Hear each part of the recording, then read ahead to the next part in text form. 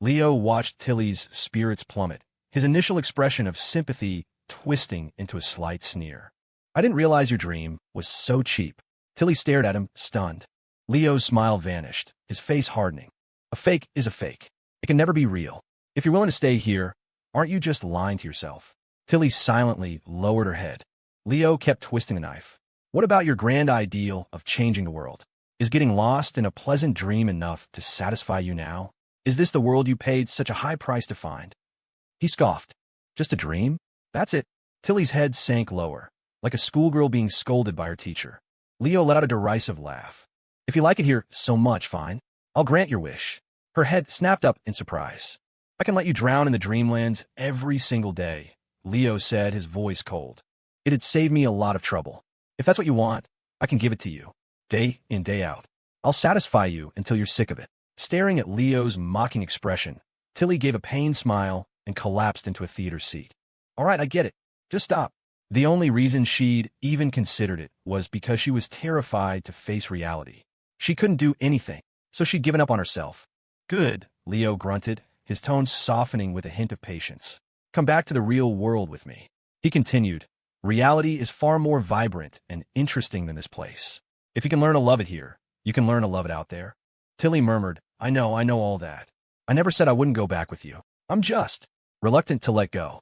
This world truly was beautiful. Over the past year, Leo had given her so many unforgettable memories. Images flashed through her mind.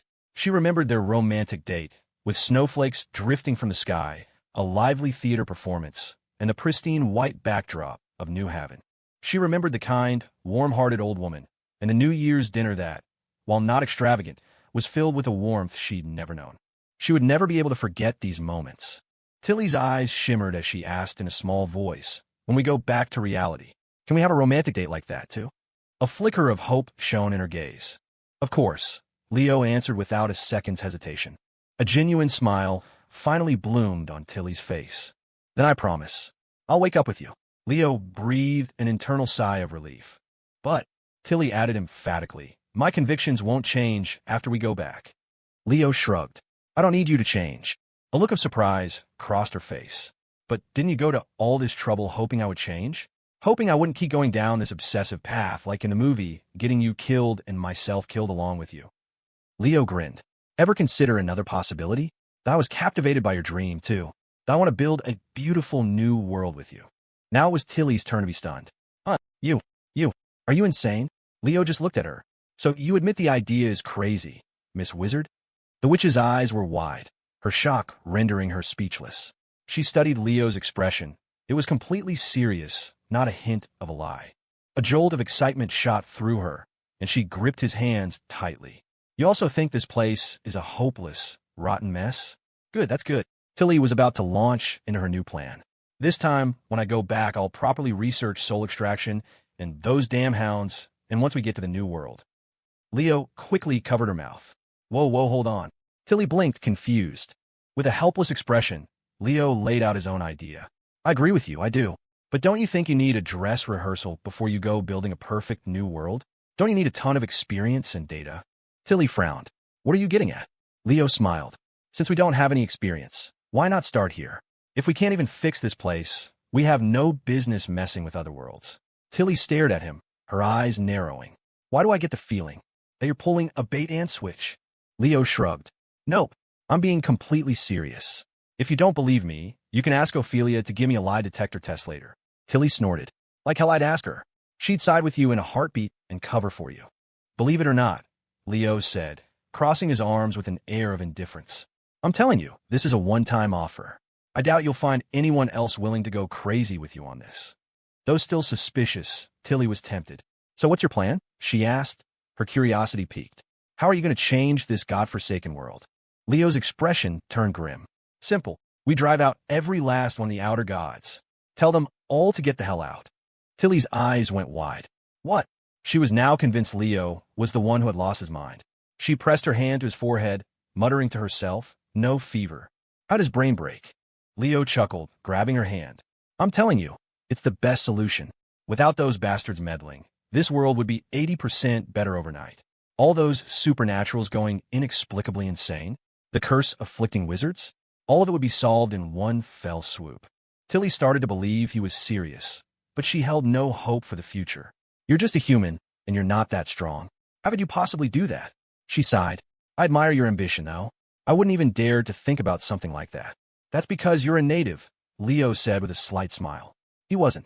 You've all been conditioned to tremble at the mere mention of their names. Tilly gave a helpless smile, her gaze softening as she looked at him. Well, since you're so determined, what's your next move, my dear savior? Leo waved a hand. First, we wake up. Her purple eyes flickered. Leo met her gaze, his voice firm and serious. Tilly, please believe me. I'm not deceiving you. In the future, you will see my resolve. She let out a resigned sigh. All right, let's wake up then. Leo nodded with a smile, and the world around them began to distort into a kaleidoscope of bizarre light and color. The dreamlands were dissolving. In a sterile white research lab, two pairs of eyes opened simultaneously, their gazes instantly finding each other. They looked at their real surroundings, a shared sense of dislocation washing over them. I feel like I had a very, very long dream, Tilly murmured, rubbing her temples. She felt hazy, her mind filled with fragments of memories that didn't belong. Leo's own memories of the dreamlands came flooding back. He tried to guide Tilly, helping her recall what had happened in her dream.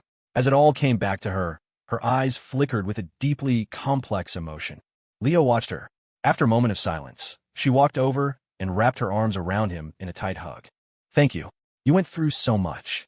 This time, there was no obsession, no madness, no self-destructive despair. In the sterile white lab, there was only a quiet, gentle warmth. Leo smiled, relieved. His efforts hadn't been in vain. What are you thanking me for? He said, gently tapping her nose. Tilly buried her face in his chest, quiet sobs racking her body as she released all the frustration and sorrow she had endured. I'm sorry, I'm so sorry.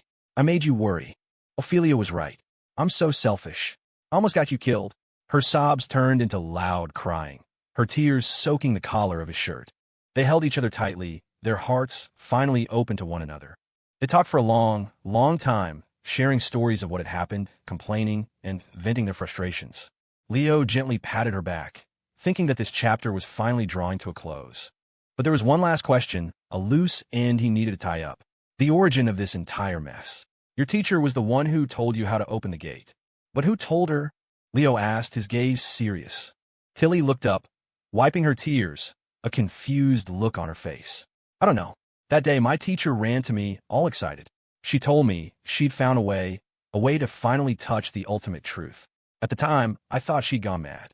But thinking back now, the whole thing was suspicious. The Order of Magical Arcanists had been powerless for 1,000 years. What kind of miracle had Ursula stumbled upon to achieve what countless mages had only dreamed of? Tilly was lost in thought.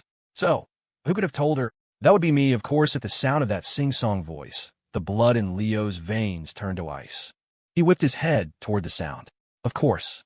Leo's lips curled into a cold smile. He knew it. Ursula had been tricked, and the one who tricked her was right in front of them. Nyarlathotep. Leo's gaze was glacial as he stared at a spot not far away. Perched high on a piece of equipment, Nyarlathotep sat with a malicious grin on her face, her eyes fixed on him. Long time no see, human. Miss me? Leo watched her, his expression a mask of stone. I knew it was you. Of course it was me. Nyarlathotep chirped, swinging her little feet happily. You think that stupid human could have ever touched the gate of truth on her own? In her dreams. Leo. Tilly looked at him in surprise, her eyes following his gaze. What are you doing? Who are you talking to? Leo squeezed her hand, signaling for her to stay calm. The small, dark-skinned girl looked down at the bewildered Tilly and snorted. Idiots, the lot of them. The master was an idiot, and the apprentice she taught is an idiot too. Leo's brow furrowed. Nyarlathotep seemed interested only in Leo. Her eyes darted around before she adopted a tempting, conspiratorial tone. Aren't you just a little bit curious why I did it? Leo shook his head. Not all. What was there to ask a chaotic god who lived for the drama?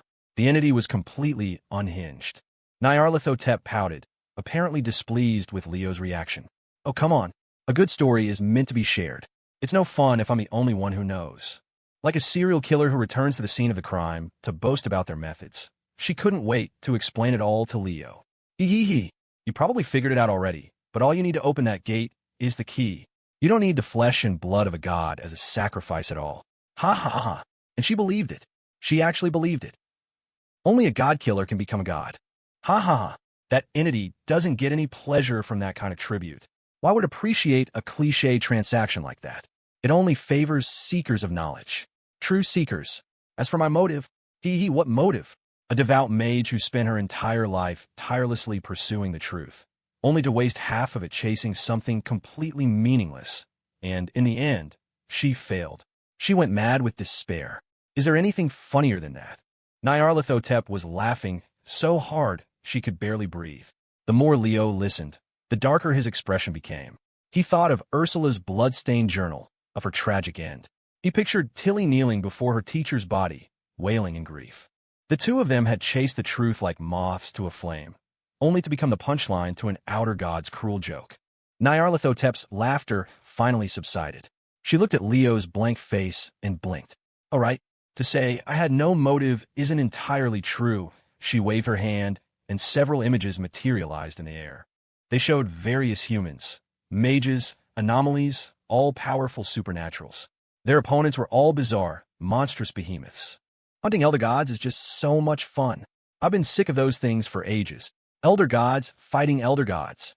Humans fighting elder gods. Humans fighting humans. Fight. All of you just fight.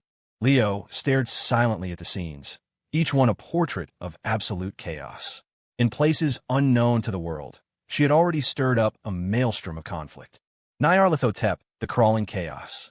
She saw chaos as the highest form of pleasure. That was her one and only goal.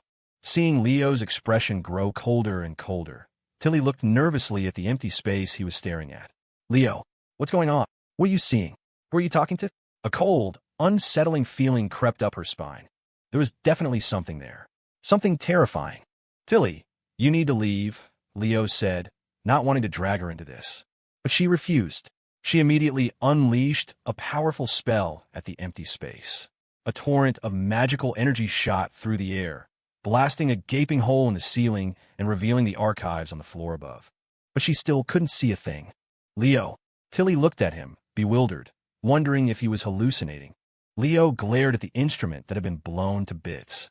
He had watched the magical torrent pass straight through Nyarlathotep's body without causing a single scratch. Having lost her perch, Nyarlathotep's mood soured. She shot Tilly a venomous glare before seating herself on a nearby table. Leo immediately turned, his position shifting from looking up at her to looking down. An idiot is an idiot. It's just a projection. What's the point in attacking me? She huffed.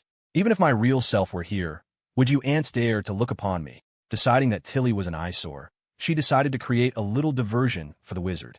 Suddenly, the entire underground institute began to tremble violently. Leo and Tilly whipped their heads toward the source of the sound. A massive creature was ramming against the walls. Damn it! The guild master is about to break in. Tilly gripped her staff on high alert. She was about to go investigate, but she was still worried about Leo. She hesitated, her eyes scanning the room again. What was that terrifying, unseen presence? She couldn't figure it out, and her suspicious gaze returned to Leo. Go, Leo urged her. The guild master has been devouring mages and getting stronger. Besides, Helena is out there. Go help her. Just as he finished speaking, another tremendous crash echoed through the lab. Cracks spiderwebbed across the white walls, and they could see the guild master's black tentacles forcing their way through, its insane roars echoing in the enclosed space. The situation grew more tense. Tilly finally nodded. Okay, wait for me here. I'll deal with the guild master. If you run into any trouble, call me immediately. Got it, Leo replied with a calm nod, as if Nyarlathotep wasn't there, as if nothing was wrong. As Tilly sped away, Leo turned his gaze back to Nyarlathotep's mocking face. Happy now? Leo sneered at her. Chaos everywhere. Trouble at every turn. You got what you wanted, you saw your little show. You can leave now, right? Hey, is that any way to welcome me? Nyarlathotep pouted. I've been thinking about you, and you want to kick me out the moment you see me? Thinking about me? Leo scoffed. What's there to think about? Plenty, she giggled. Nyarlathotep grinned at Leo. Have you forgotten what I said? I've been dying to see what you'd look like after you fall. You'd be so delicious, so delightful. As she spoke, she stared at Leo's body and licked her lips, her eyes like those of a predator sizing up its prey. Leo met her gaze without a trace of fear, even giving a nonchalant shrug. So, what's your plan for me? An eager light danced in her eyes. You're a big hero among humans now, right? There must be so many people counting on you to sweep away the darkness and bring them the light. Leo let out a dry laugh. You're thinking too highly of me. I'm not that big a deal, and not many people know who I am. Oh, is that so? Nyarlathotep seemed to ponder this. What to do then? Suddenly, her gaze shifted toward where Tilly had gone, and she brightened up. That's right. Didn't you just make up with your woman? Leo's face remained a blank slate. The more Nyarlathotep thought about it, the more excited she became. Then I'll let you put on a good show for the one you love. You two just reconciled, dreaming of a beautiful, happy future together. But what if that beautiful dream ends before it even begins? She'll watch the man she loves fall, corrupted and twisted into something hideous and ugly. Maybe I can even make her kill you with her own hands out of grief. And then I'll get to watch her go insane with despair and kill herself. Yes, that's it. Nyarlathotep slapped her thigh in delight. The script was full of dramatic twists and turns. It was perfect. Leo just stared at her, his expression unchanging. Her gleeful eyes returned to him. What's with that face? Are you scared? He. You're trying to stay calm because you're terrified, aren't you? That has to be it. I can't wait to see that composed expression of yours finally shatter. Leo remained impassive. He simply took something out of his pocket and held it up toward her.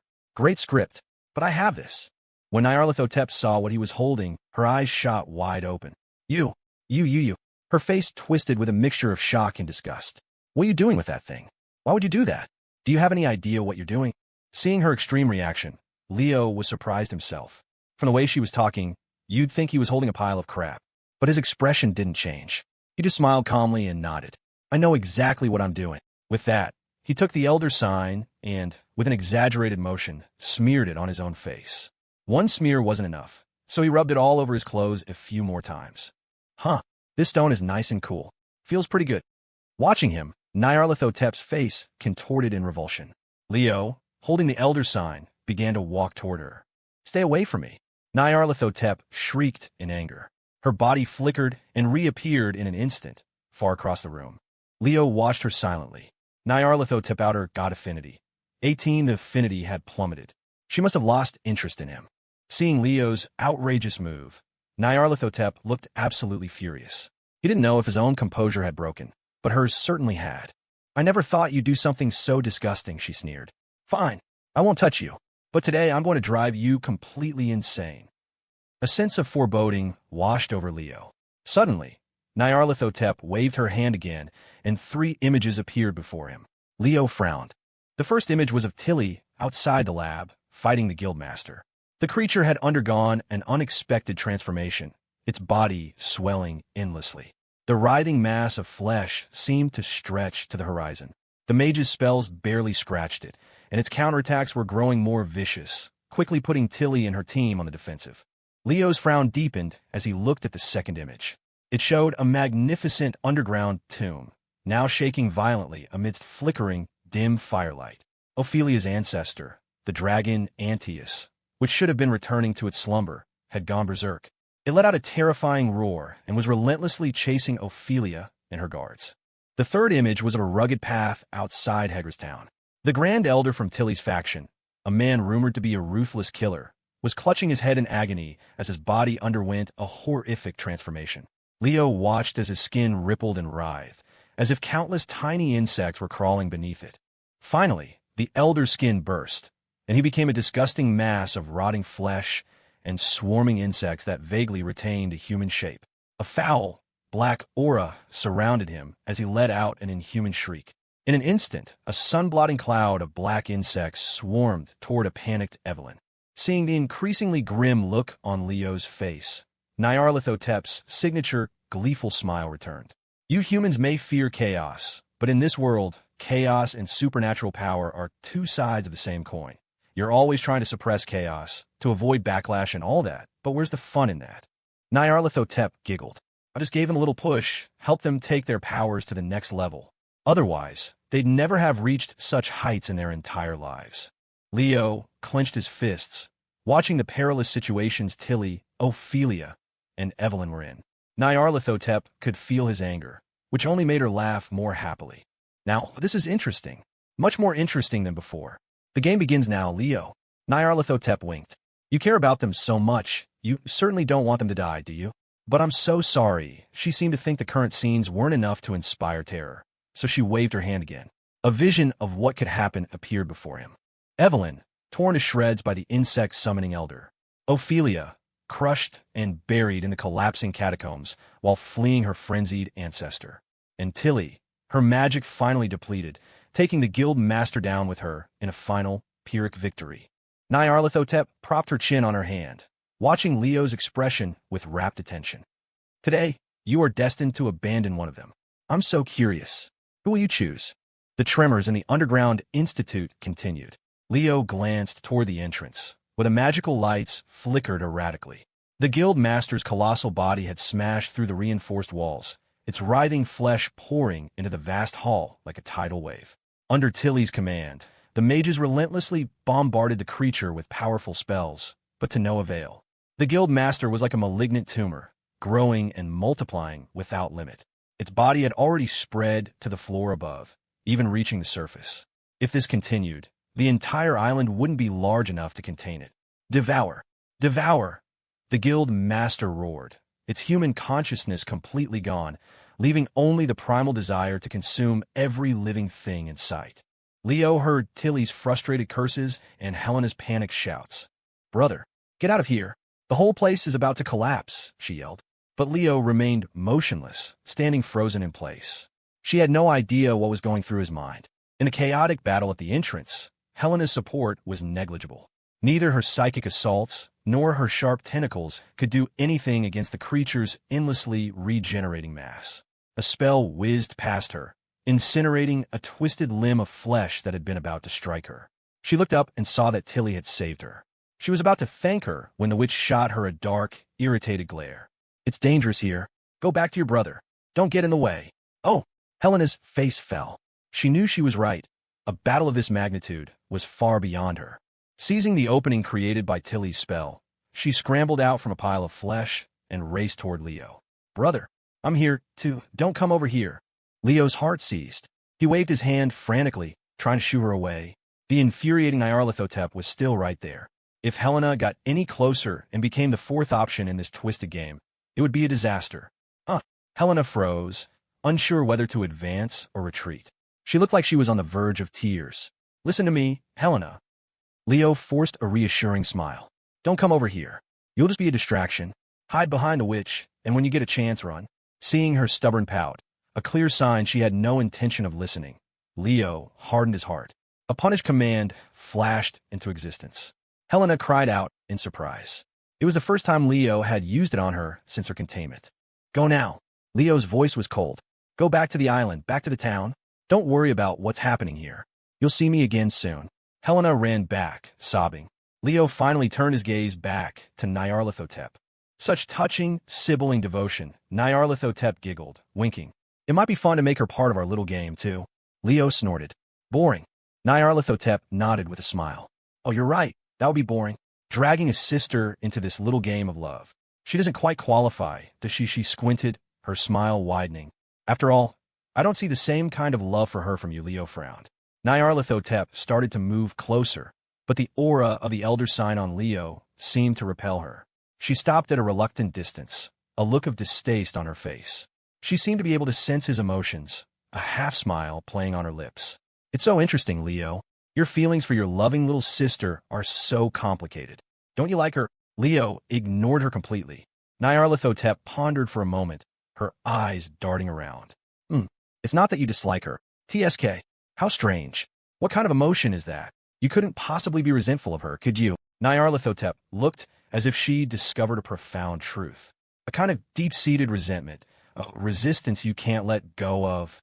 It's why you can't open your heart to her completely." She was suddenly all in, leaning forward like a cosmic gossip columnist. "Tell me, I'm dying to know what happened between you two. Does it have anything to do with you?" Leo shot back with a sneer. "Who the hell are you to me?" Nyarlathotep clutched her mouth, feigning devastation. "So mean, so hurtful, how could you be like this? You're like a nosy old busybody," Leo said, giving her a disdainful look. "For a god, you're pretty pathetic." Her gleeful expression returned instantly. All right, I won't distract you anymore. Hurry up and choose." The three scenes remained before him. If he followed her rules, He had to choose one to sacrifice, and she would spare the other two. In Evelyn's scene, the elder, now a grotesque, half-human, half-insect monster, was relentlessly hunting her.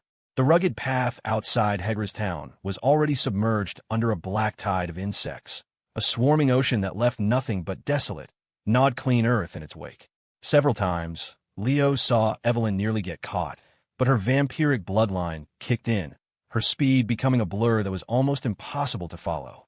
In the crucible of life and death, she had even developed the ability to fly. Leo saw a pair of small, bat-like wings sprout from her back, allowing her to glide and leap between tree trunks. She dodged the elder's insect magic while fleeing for her life. But Leo, who also knew blood magic, understood that she couldn't maintain that speed forever. If the chase continued, Evelyn would likely be the first of the three to die. Meanwhile, Ophelia's situation was no better. She was constantly materializing objects from the dreamlands to block Annius's attacks. Her shadow guards had suffered heavy casualties. Leo could only see Carolyn and Jason still with her. If the battle were taking place in an open area, she might have been able to escape using her ability. But her ancestor was tearing the place apart like a wild animal. The once labyrinthine tomb was being demolished into a flat plain, its support pillars trembling and on the verge of collapse. It was only a matter of time before the entire dragon tomb of Annius caved in. The danger they were both in made Leo's brow furrow tightly. As for Tilly, she was the one he was least worried about. Although the guildmaster's body was a near unstoppable tide of flesh, it couldn't really do much to Tilly. It was her subordinate mages who were taking the brunt of the damage. Besides, Tilly's very life form had been altered. Not even a pack of hounds could kill her. Leo figured that if she wasn't so determined to fight the guild master to the death, escaping would be easy. So, Nyarlathotep watched Leo's thoughtful expression with rapt attention. Seeing his hesitation and frustration only made her smile widen. So, have you made up your mind? When Leo remained silent, she pinched her nose and leaned a little closer. How about I do you a favor and help you analyze the situation? Leo shot her a look. Nyarlathotep tilted her head, feigning deep thought. First, the wizard lady. I think. Nyarlathotep glanced toward the far end of the hall. This wizard is very powerful, and from what we've seen, she's incredibly obsessive. Utterly unhinged. If you two ended up together, I suspect your future would be quite miserable. She shook her head with a sigh, feigning concern. One day she'll just snap again, and you won't be able to stop her. You'll regret it when it's too late. A wizard could kill you as easily as breathing. If you ask me, Nyarlathotep winked seductively. You should just give her up. A woman that crazy, that powerful, and that uncontrollable is more trouble than she's worth. Leo's expression didn't flicker. Seeing no reaction, Nyarlathotep pretended to think again. Well then, if you don't like that idea, how about this? She pointed a finger at Ophelia's image. That white-haired girl is the emperor's daughter, right? A very high-status, noble lady in your world. She began to analyze the situation from Leo's perspective once more. This girl is so high and mighty, so proud and picky. She must be a real handful, right? She gave Leo a sympathetic look. You men don't like such domineering women, do you? If you were together, she'd control your every move. You'd have no freedom at all. How terrifying. So, Nyarlathotep concluded. Choose her. Let the white-haired girl die. Leo shot her a cold glare. The one I really want to see die is you. Oh my. Nyarlathotep covered her mouth. He's getting angry. Her expression was one of mock surprise, but the corners of her lips twitched upward. You get all worked up when I suggest killing her. You must really like her, huh? Leo stared at her, exasperated. Lady, what exactly did you come here to do today? Be my relationship counselor? Nyarlathotep was all smiles and games. All right. If her, either then. Her finger moved to Evelyn. This woman isn't particularly powerful, nor is she a world-shattering beauty. Wait. Nyarlathotep paused. She's certainly well endowed. Leo stared at her. The silence stretched. Nyarlathotep giggled. But still, a big chest isn't exactly a rare virtue. She continued her musings. Let me think. You two haven't known each other for very long, have you? She tried to persuade him. If you ask me, you have no emotional foundation with the vampire. You've only known each other a few days. How can that compare to the white-haired girl or the wizard? Besides, at your level now, you could find women like her anywhere, couldn't you? She leaned closer again, her eyes glowing with a tempting light. Choose the vampire. Let her die for the others. Choose the vampire. Let her die for the others. Choose. Are you done? Leo cut her off. Nyarlathotep froze. Her voice had been a demonic whisper in his ear, but Leo remained unmoved. He hadn't even considered any of her suggestions. Nyarlathotep was surprised by his resilience. She didn't understand why she couldn't erode his will, why she couldn't ignite his inner desires. Interesting. You humans are so very interesting, she said, propping her chin on her hand as she observed him. That patchwork monster at the door, it wants to become a god, so I amplified its desire. It will be satisfied once it devours the mages. That big black bug in the tomb, it's hungry now. I'm satisfying its hunger, so it will eat everything it can. She looked at him curiously. What is your desire? Leo ignored her, his eyes fixed on the three scenes. The solution was actually quite simple. First, Tilly couldn't die, or at least, she was very difficult to kill.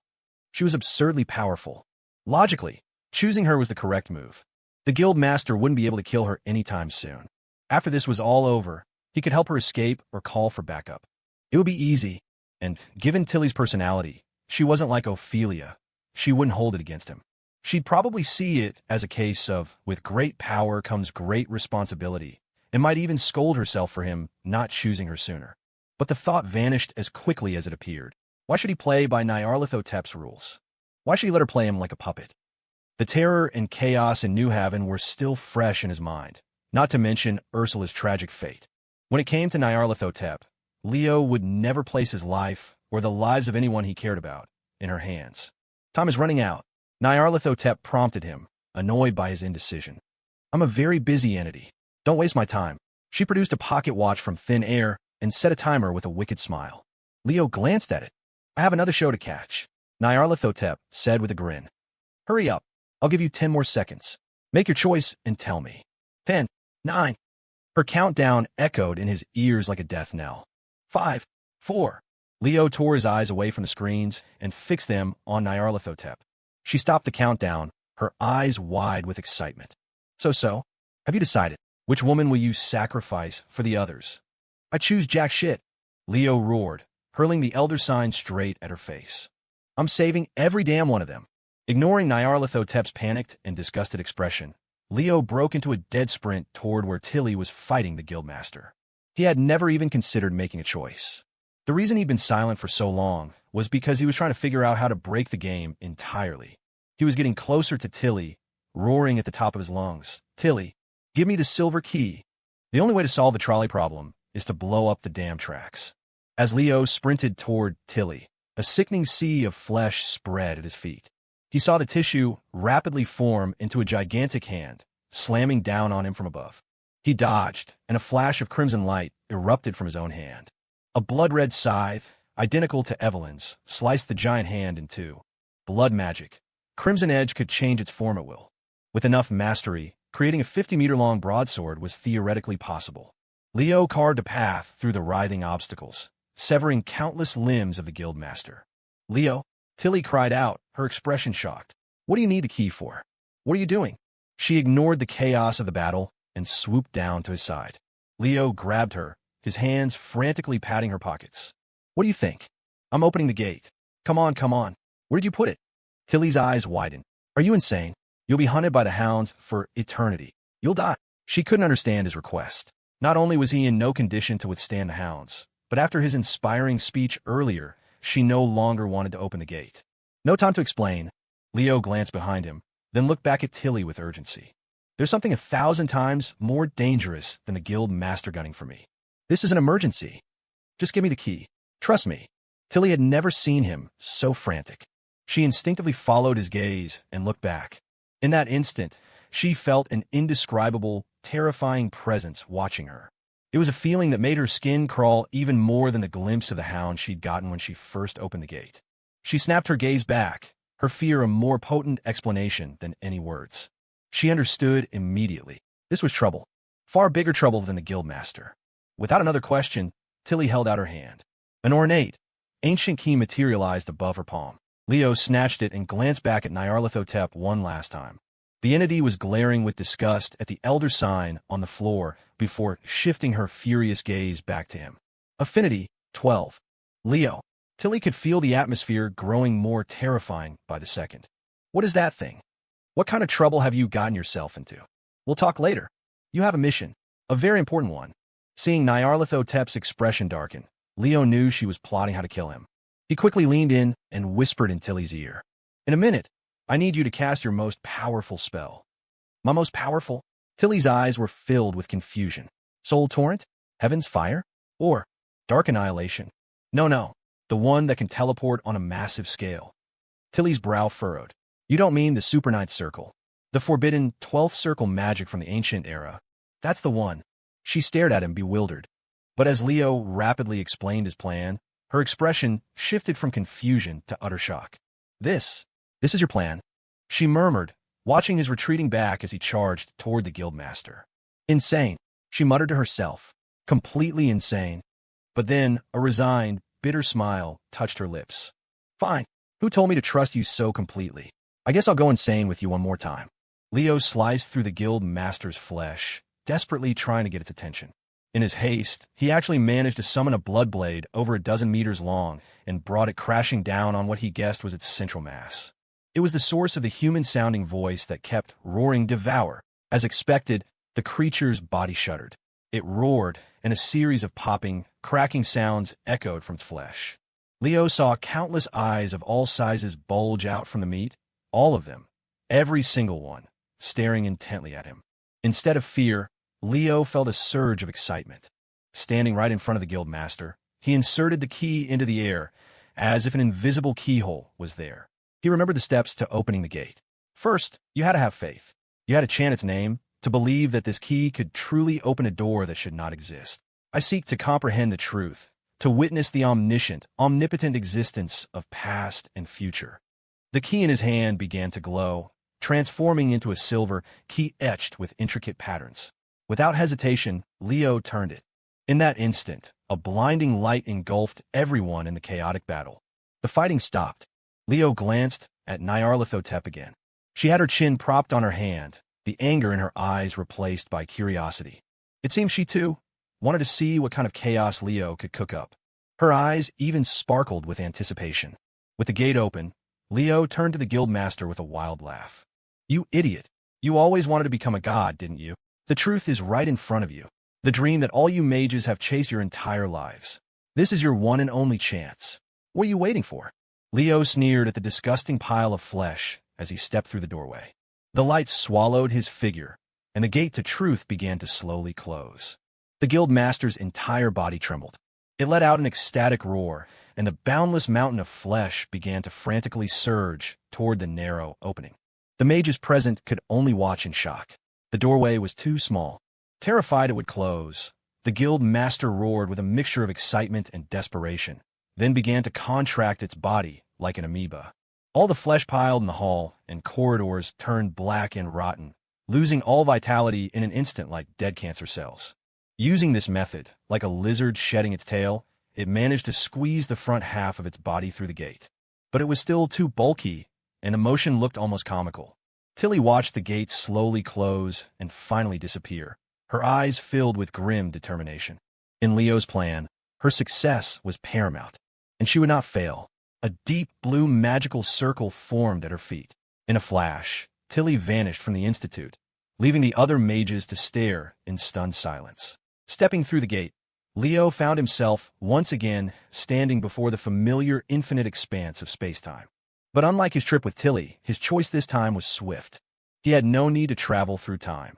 He was deeply opposed to any changes to history outside of his own ability to rewind. He wouldn't dare interfere, but with the power of spatial travel, this problem was easy to solve. Leo planned to wipe out every main quest and side quest in one fell swoop. He quickly selected his coordinates, a location not far from his current position in physical space. He could hear the slithering sounds of the guild master behind him, all of its eyes gazing in wonder at the miraculous sight. Leo glanced back at it and sneered. The guild master let out a terrified roar. It had only just entered and had no idea what was happening before it, along with Leo, was once again enveloped in blinding white light. Space warped, and infinite points of light stretched into long streaks. Leo's consciousness nearly faded. When he opened his eyes again, the underground environment was gone. He was finally back under an open sky. On the dim horizon, a thunderstorm brewed over the ocean, but the weather was far less troubling than the black tide of insects swarming at his feet. "Leo," a familiar voice called out. Leo's gaze shifted to Evelyn, her face a mask of surprise. "You? How did you just pop up like that? How did you get here? Do you know teleportation magic?" Professor Evelyn. Seeing her again felt like it had been a lifetime. In reality, not much time had passed, but the repeated reloads and the time spent with Tilly in the Dreamlands had created a disorienting sense of temporal distortion. At this point in the timeline, Evelyn had just escaped the town and was about to head back for reinforcements. The rugged path they were on was the only way to the next town. And it was here, at this exact moment, that Leo had appeared before her. Seeing her wide-eyed, dazed, and utterly adorable expression, a smile unconsciously spread across Leo's face. "I know you missed me, Professor, but you don't have to be so dramatic about it." Evelyn snapped her mouth shut and shot him an annoyed glare. "You brat, is this really the time for jokes? Are you here to help? Is it just you? No backup." As she spoke, her blood magic never stopped, clearing away the black insects that were closing in. Leo scanned his surroundings. The tide of grotesque black insects was swarming them from all sides, the rustling sound enough to make one's skin crawl. Evelyn had already fought her way through countless monsters. Her strength was nearly depleted. She was panting heavily, and her steps were growing slower. "Don't just stand there. Help me. We don't need to run anymore," Leo said, quickly grabbing her arm. "What? No." Evelyn looked back nervously. "Leo, hurry. That thing is about to catch up." Leo turned. From within the black tide, a human figure began to coalesce. The Grand Elder, whose power had become terrifying due to the magical backlash, appeared before them. Seeing another piece of prey, the half-human, half-insect monster grinned, its mouth dripping with black fluid, and let out a cackle. "Another one? Excellent. You could die together." A foul black aura erupted from him. Evelyn nervously pulled Leo's hand, trying to get him to run, but she was so exhausted she couldn't even budge him. "What are you standing there for? We can't take that attack. Run. Professor, trust me. We really don't need to run." "Leo, you." Seeing him remain so calm, Evelyn's frustration boiled over. But just as she was about to scold him, the next scene left her speechless. A flash of white light, and a behemoth suddenly fell from the sky, crashing straight into the swarm of insects. What is that thing?" Evelyn wasn't the only one in shock. The Order's Grand Elder was even more stunned. "Truth. The truth. The truth." The Guildmaster's furious roar echoed through the valley. The moment it landed, it crushed a huge swathe of the insect swarm. But the remaining insects were still a boundless sea. Because it had to squeeze through the gate, the Guildmaster's body had shrunk considerably, making it look like a tasty meal to the insects. The massive pile of flesh was quickly covered by the black swarm. The creatures feasted, chewing it into a bloody mess, making its entire body tremble in agony. But the Guildmaster was not one to go down without a fight. Its trump card was its sheer size. Its body began to swell again, its flesh rapidly multiplying. Once it had returned to its mountain-like form, all of its eyes fixed on the Grand Elder. The Elder was stunned. "Devour! Devour!" A giant sky-blotting hand of flesh slammed down on the Elder like a mountain, smashing his half-human, half-insect body into a pulp of black sludge. The Elder's body quickly reformed in another location, but this time, even in his maddened state, a flicker of fear appeared in his eyes. Watching the two monsters go at it, Leo pulled Evelyn over to a large rock, where they sat down to rest. "What did I tell you, Professor? See? No need to run." Evelyn stared at him, completely baffled. "So you did have backup?" Leo winked, speaking in a mysterious tone. "And there's more than one." Meanwhile, in the dragon tomb of Antaeus, Ophelia, covered in dust and looking utterly disheveled, came face to face with Tilly. Ophelia's eyes were blood red, not out of anger at Tilly, but from the strain. The entire catacomb was shaking violently. The massive black shadow of her ancestor was relentlessly pursuing her. She couldn't understand how the ancestor who had been so kind to her before could suddenly treat her like an enemy. "Hunger! Hunger! Hunger!" The roars echoed through the tomb. Tilly glanced behind her with an annoyed expression. "Is your ancestor just hungry? All it does is shout. Can't you get it to shut up?" Ophelia sneered. "Go let it eat you. That'll shut it up." Tilly rolled her eyes. "There's not enough meat on my bones to be an appetizer for that thing." "Then why are you asking?" Ophelia snapped, looking back. As her gaze swept over the area, her power of materializing dreams kicked in, and the stone walls that had just been destroyed reformed, blocking Antius's path. Your Highness, what's she doing here? Carolyn, following close behind, watched Tilly's every move with suspicion. It was suspicion, not gratitude. The teleportation spell Tilly had taught her had nearly killed the princess and everyone else. If it weren't for her highness's power over the Dreamlands, they would have died in the Dragon Tomb long before their ancestor had a chance to hunt them. I'm here for Leo, obviously, Tilly said, continuing her work while complaining. You think I came to rescue you? Whether you die in this tomb or not has nothing to do with me. As she spoke, a massive circular magic array materialized, so large it encompassed the entire underground palace. Ophelia let out a disdainful scoff. That's for the best.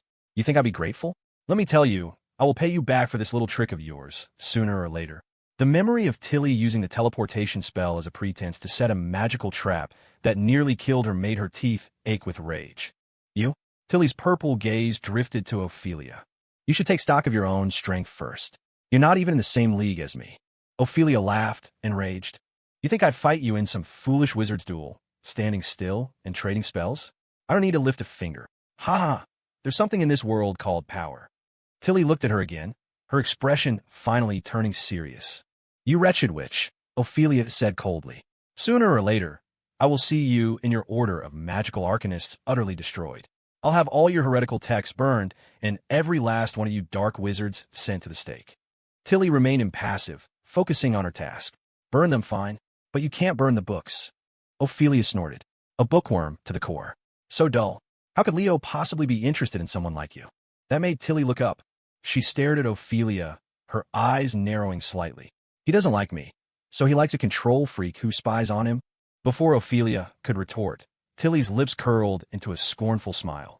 Whether he likes me or not is irrelevant. Such concepts are too vulgar for me. But do you know what it means to be kindred spirits? To have a profound connection of mind and soul. The ideals he and I share are far beyond the comprehension of someone as common as you. But then again, what would a princess born into a corrupt royal family understand? After she finished, a silence hung in the air. Ophelia didn't seem angered by the remark. Instead, a knowing smile played on her lips. You're right, I don't understand any of that, she replied with a sweet smile. But do you know what it means to have a profound physical connection? Ophelia's smile widened victoriously. She thought she just won the argument. Game, set, match. However, Tilly just blinked. She said, a look of genuine confusion on her face. What? Ophelia had expected anger, jealousy, maybe even a hysterical outburst. She had never expected this. She narrowed her eyes suspiciously. You didn't understand me? Are you playing dumb? Tilly's expression remained one of pure bewilderment. Ophelia frowned, her gaze shifting to Carolyn and Jason, who were standing like statues in the background. Was what I just said that hard to understand? Jason didn't say a word, cold sweat beading on his forehead. Carolyn's face was beet red, and she couldn't bring herself to speak either. Ophelia felt a strange surge of frustration. All right, stop distracting me. Tilly suddenly snapped. Be quiet. As she spoke, everyone present felt a monumental surge of magical energy. The legendary 12th Circle spell was ready. Whatever issues we have between us, Tilly said, her gaze fixed on Ophelia, you must protect me while I cast this spell. The incantation is extremely long. I know, just get on with it. Ophelia knew what was at stake. Tilly immediately began casting. Ophelia looked up. Her ancestor had already destroyed the barrier she had just created and was roaring as it charged toward them. Gritting her teeth, she once again unleashed her power to turn illusion into reality, this time on a scale far greater than before.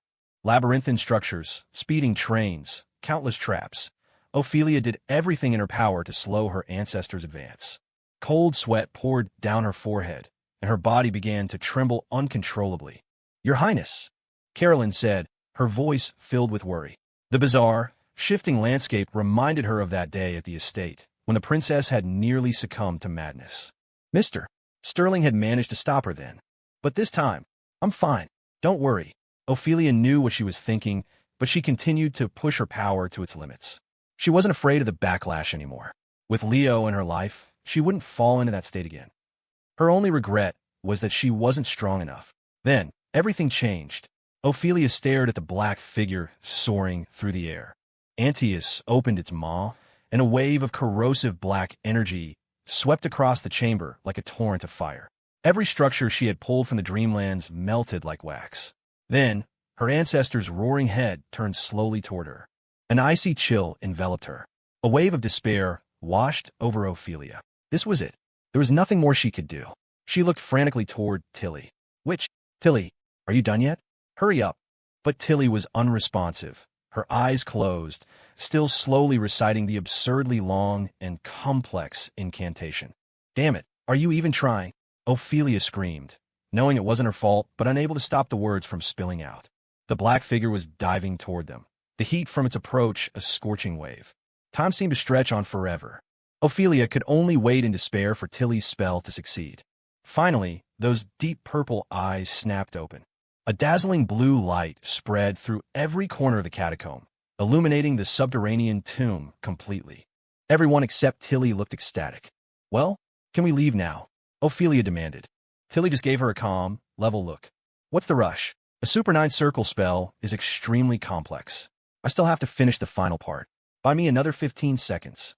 Ophelia's eyebrow twitched with rage. But Tilly ignored her, closing her eyes again, lost in the lengthy incantation. Damn it all. Ophelia clenched her fists.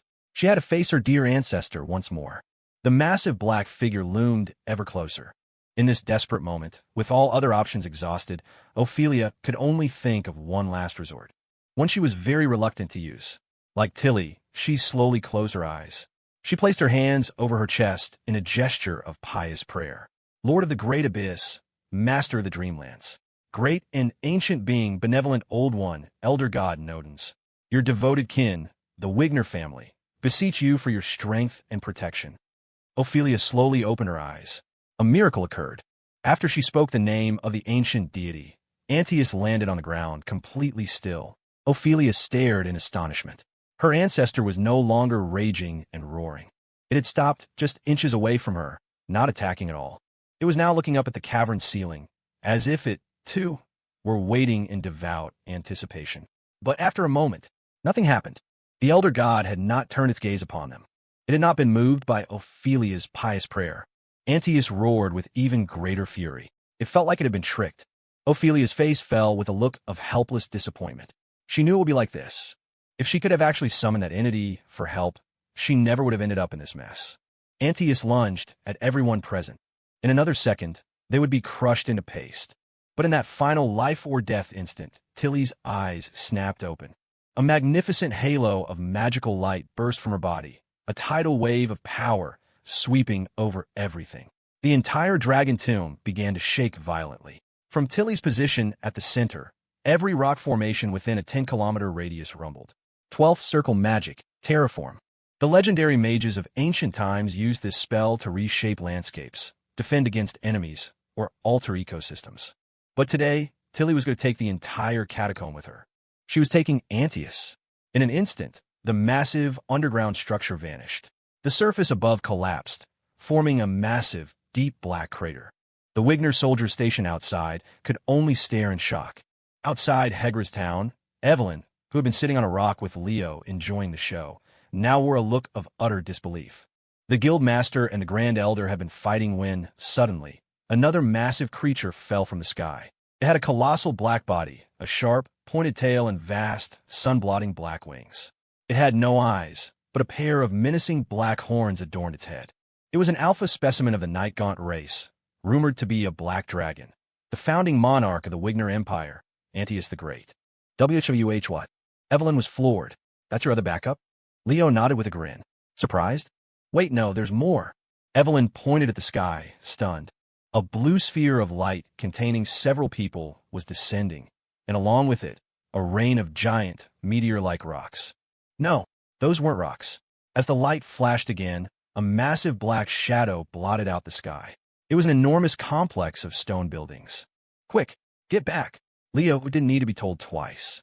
He grabbed Evelyn and was about to pull her further from the battlefield when Tilly landed in front of them, a massive magical shield already in place.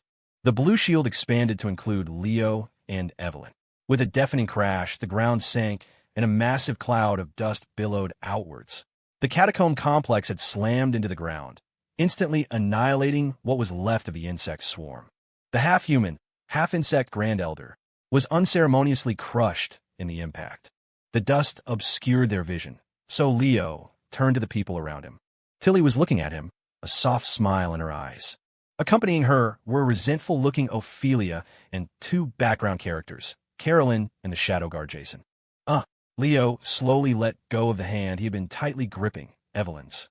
With so many people arriving at once, it was suddenly a little awkward. "I did it, Leo," Tilly said with a smile. Leo looked at her and nodded gratefully. "Thank you. I knew you could." Seeing the two of them share a knowing look, Ophelia's voice dripped with ice. "Leo, I need an explanation." Leo looked at her helplessly. Ophelia was covered in dirt, her clothes tattered. She looked completely wrecked.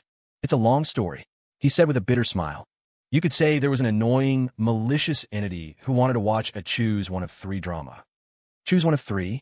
Evelyn was still completely lost. She didn't know why the wizard had transformed, nor did she understand the absurd series of events that had just unfolded. Tilly's eyes held a thoughtful expression. Leo had told her a little before, and now it was starting to make sense. "So that terrifying being you mentioned, it's the one who turned our order's grand elder, the guild master, and the Empire's royal ancestor into this." Her eyes widened in surprise. What kind of being could do all of that simultaneously? It's unbelievable. What kind of being? Just thinking about that giggling entity made Leo's stomach turn. His gaze slowly shifted. As the dust settled, he saw her. Nyarlathotep was sitting on a piece of stone from the tomb, looking at him with an indescribably complex expression. "What's that look for? Why is she staring at me like that?" Leo's brow furrowed. As he wondered, Nyarlathotep's gaze suddenly shifted to the center of the battlefield. After an impact of that magnitude, only behemoths like the Guildmaster and Antaeus could have survived. The two giants were already roaring and charging at each other. "Devour! Devour! Hunger! Hunger!" A cold smile touched Leo's lips. "Devour this, hunger for that. Perfect. You can eat each other." Like Leo, Nyarlathotep's eyes lit up with eager excitement. She swung her little feet happily. He. Fight! Fight! This show was totally worth it, but the best was yet to come. Space distorted, and a bone-chilling cold washed over Leo. He looked toward the disturbance. A group of things that looked like tangled, shifting lines had appeared, their very presence warping the space around them. The Hounds of Tyndalos. Leo's act of opening the gate had drawn their attention. And this time, there were far more of them than when Tilly had opened it. "Damn it, it's the Hounds." Tilly's voice was tense. Her fear of them was bone-deep. "Wait a second." Leo motioned for her to stay calm. Because the main event was just arriving. Ophelia suddenly frowned. She seemed to sense something and looked around in alarm. Then, it wasn't just her. Everyone grew tense. They all felt an indescribable presence watching them. An ancient and profound being. Nyarlathotep raised an eyebrow and looked up at the sky. Even he couldn't resist coming over. He. Now, this is a party.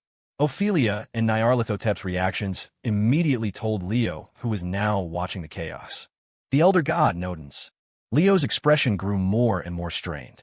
Here, outside this ordinary, unremarkable town, a heavyweight convention had assembled. The Guild Master, a product of a god-making project. An Alpha Knight Gaunt, a being on the level of an Old One. A pack of Hounds of Tyndalos, whose power was difficult to quantify. An Elder God, Lord of the Great Abyss and Master of the Dreamlands. And an Outer God, Nyarlathotep, who was just here for the show. The whole situation had turned into a royal rumble of cosmic horrors.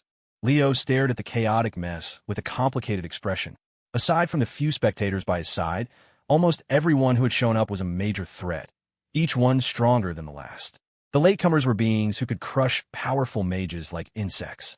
And he hadn't even counted everyone yet. He was still holding a silver key. That one was the true main event. According to Ursula and Tilly, it was the source of all cosmic wisdom, the personification of truth. If you included it, this unremarkable seaside town had truly become a battleground and observatory for the gods. At that thought, Leo glanced over at Nyarlathotep, who was still enjoying the show from a rock. Her face was flushed with excitement, and she was so engrossed in the spectacle that she had no time for him. Taking advantage of her distraction, Leo whispered to Tilly, "Your mana reserves? Can you cast one more long-range teleportation spell?" Tilly's eyes widened. "Don't tell me you want me to send that big black crawler back." "What big black crawler?" Ophelia was immediately offended. No matter what, that was her ancestor. Tilly slowly turned to her. Ophelia huffed and corrected herself. "That is the most outstanding monarch in Wigner history. He is known as the guardian of the Empire, the breaker of chains and shackles, the Dragon King, my ancestor, Antaeus the Great. Tilly gave a flat, but what did that have to do with me? She retorted. I'm not from Wigner. Why should I respect him? That shut Ophelia up. She frowned. Then where are you from? You never said. Why should I tell you? Tilly shot back. Seeing Ophelia was about to explode, Leo quickly intervened. I don't need you to use that 12th circle spell again. Just a regular teleport will do. Where to? Tilly asked directly. Back to the old estate, Leo said, his eyes cautiously on the hounds. The specific address and coordinates are. Tilly waved a hand. No need for details. I know where your house is. She visited it every year during her travels. She knew the address by heart. But the mention of the estate made her hesitate. For one thing, that 12th circle spell took a massive toll, and the cost was high. I don't think I'll be able to use any super 9th circle magic for a long time. And I'm not sure if I have enough mana left to get you there accurately. She glanced at everyone present and added, but if it's just you, I should have just enough. What? Ophelia's expression changed instantly. You can only take Leo? What are you two planning? Seeing her glare, Leo quickly pointed at the hounds. The old estate is the only place we can hide from them. Those things are incredibly dangerous. Really. I'm not kidding. Ophelia looked skeptically in the direction he was pointing. There was indeed a group of indescribable, shifting lines lingering at the edge of the battlefield, and their aura was terrifying. But she still wasn't entirely convinced. She didn't believe Tilly could only take one person. You cunning witch. Who are you trying to fool? Everyone knows your mana level is practically infinite, she sneered at Tilly. Saying you can only take Leo. I think you just want to get away from us and have some alone time with him. Exactly. Evelyn, who loved fanning the flames, chimed in. She gave Leo and Tilly a disdainful look. Leaving us all here, not even caring about your own sister. I bet you two are trying to elope. Professor. You. Leo stared at Evelyn, speechless. Why was she turning on him? Wait, not exactly turning on him. He scratched his head in frustration, unable to sort out the alliances. Hey, wait. Who said I don't care about my sister? Leo refused to take the blame for that. I was afraid of getting her involved. He pointed toward the town. The mages from the island were all arriving, Helena among them, her face etched with anxiety. Tilly, Vice Director, Elder Marjorie and Elder Rollins arrived one after the other. After meeting up with Tilly, they both stared at the ruined battlefield with shocked expressions. What? What happened here? Was the guild master fighting? Tilly glanced at Ophelia. Her ancestor. Meanwhile, Helena had found her brother, and tears finally streamed down her face. Wah, brother doesn't want me anymore. Brother told me to go away. She kept wiping her tears, and since her face was already smudged with dirt from the journey, it quickly became a mess. No, that's not it. Leo quickly tried to comfort her. I didn't mean to send you away. I was just worried about you. But Helena wasn't listening to his explanation. He had sent her away. He thought she was useless. Watching Helena sob, Evelyn shot Leo a look. What did I tell you? You bad brother, abandoning your sister. She sighed and gently stroked Helena's head. You poor child. Let's just ignore your mean brother. Helena threw herself into Evelyn's arms and wailed. Bad brother. Bad brother. Leo stood there awkwardly, feeling like he could never clear his name. Tilly wasn't interested in Leo's family drama. Her focus was on the battle. She watched the hounds warily as they circled the edge of the fight, then glanced at the guild master and the black crawler. Truth be told, with her current mana, she could teleport Leo across the Empire. She could probably even take 2 more people. But in this chaotic situation, she wasn't sure if there would be more fighting. And there was another thing she was deeply concerned about. That old estate. Leo's gaze also returned to the center of the battlefield. Although many heavyweights were present, the fight wasn't as chaotic as one might expect. The cunning hounds remained on the periphery, and only the guildmaster and Antaeus were actually trading blows. Some had even left the field already. During the battle, the ancient, profound gaze had been ever present. Its attention had swept over everyone, but it hadn't paid much mind to the humans. It gave the guildmaster, Antaeus, and the hound a second look, but no more. Its gaze had lingered longest on the figure sitting on the large rock, enjoying the show. Nodens' expression had been quite intriguing. If one had to describe it in human terms, the progression was something like, oh. Leo was pretty sure that was it. After the ancient, profound gaze departed, Nyarlathotep shot an annoyed look at the sky. Hey, don't leave. Her expression was one of disappointment, but her tone was incredibly arrogant. What are you doing hiding at home, old Whitebeard? Come out and play with me if you got the guts. Is that all you can do? Act tough from your little hideout. What a bore! The ground was still trembling. The battle between the president and Antaeus had already scorched a 10-mile radius, and the distant town was now little more than a ruin. Leo and the others had been forced to find a new vantage point. He looked out at the devastation. On the surface, Antaeus had the upper hand, for one simple reason. It could fly.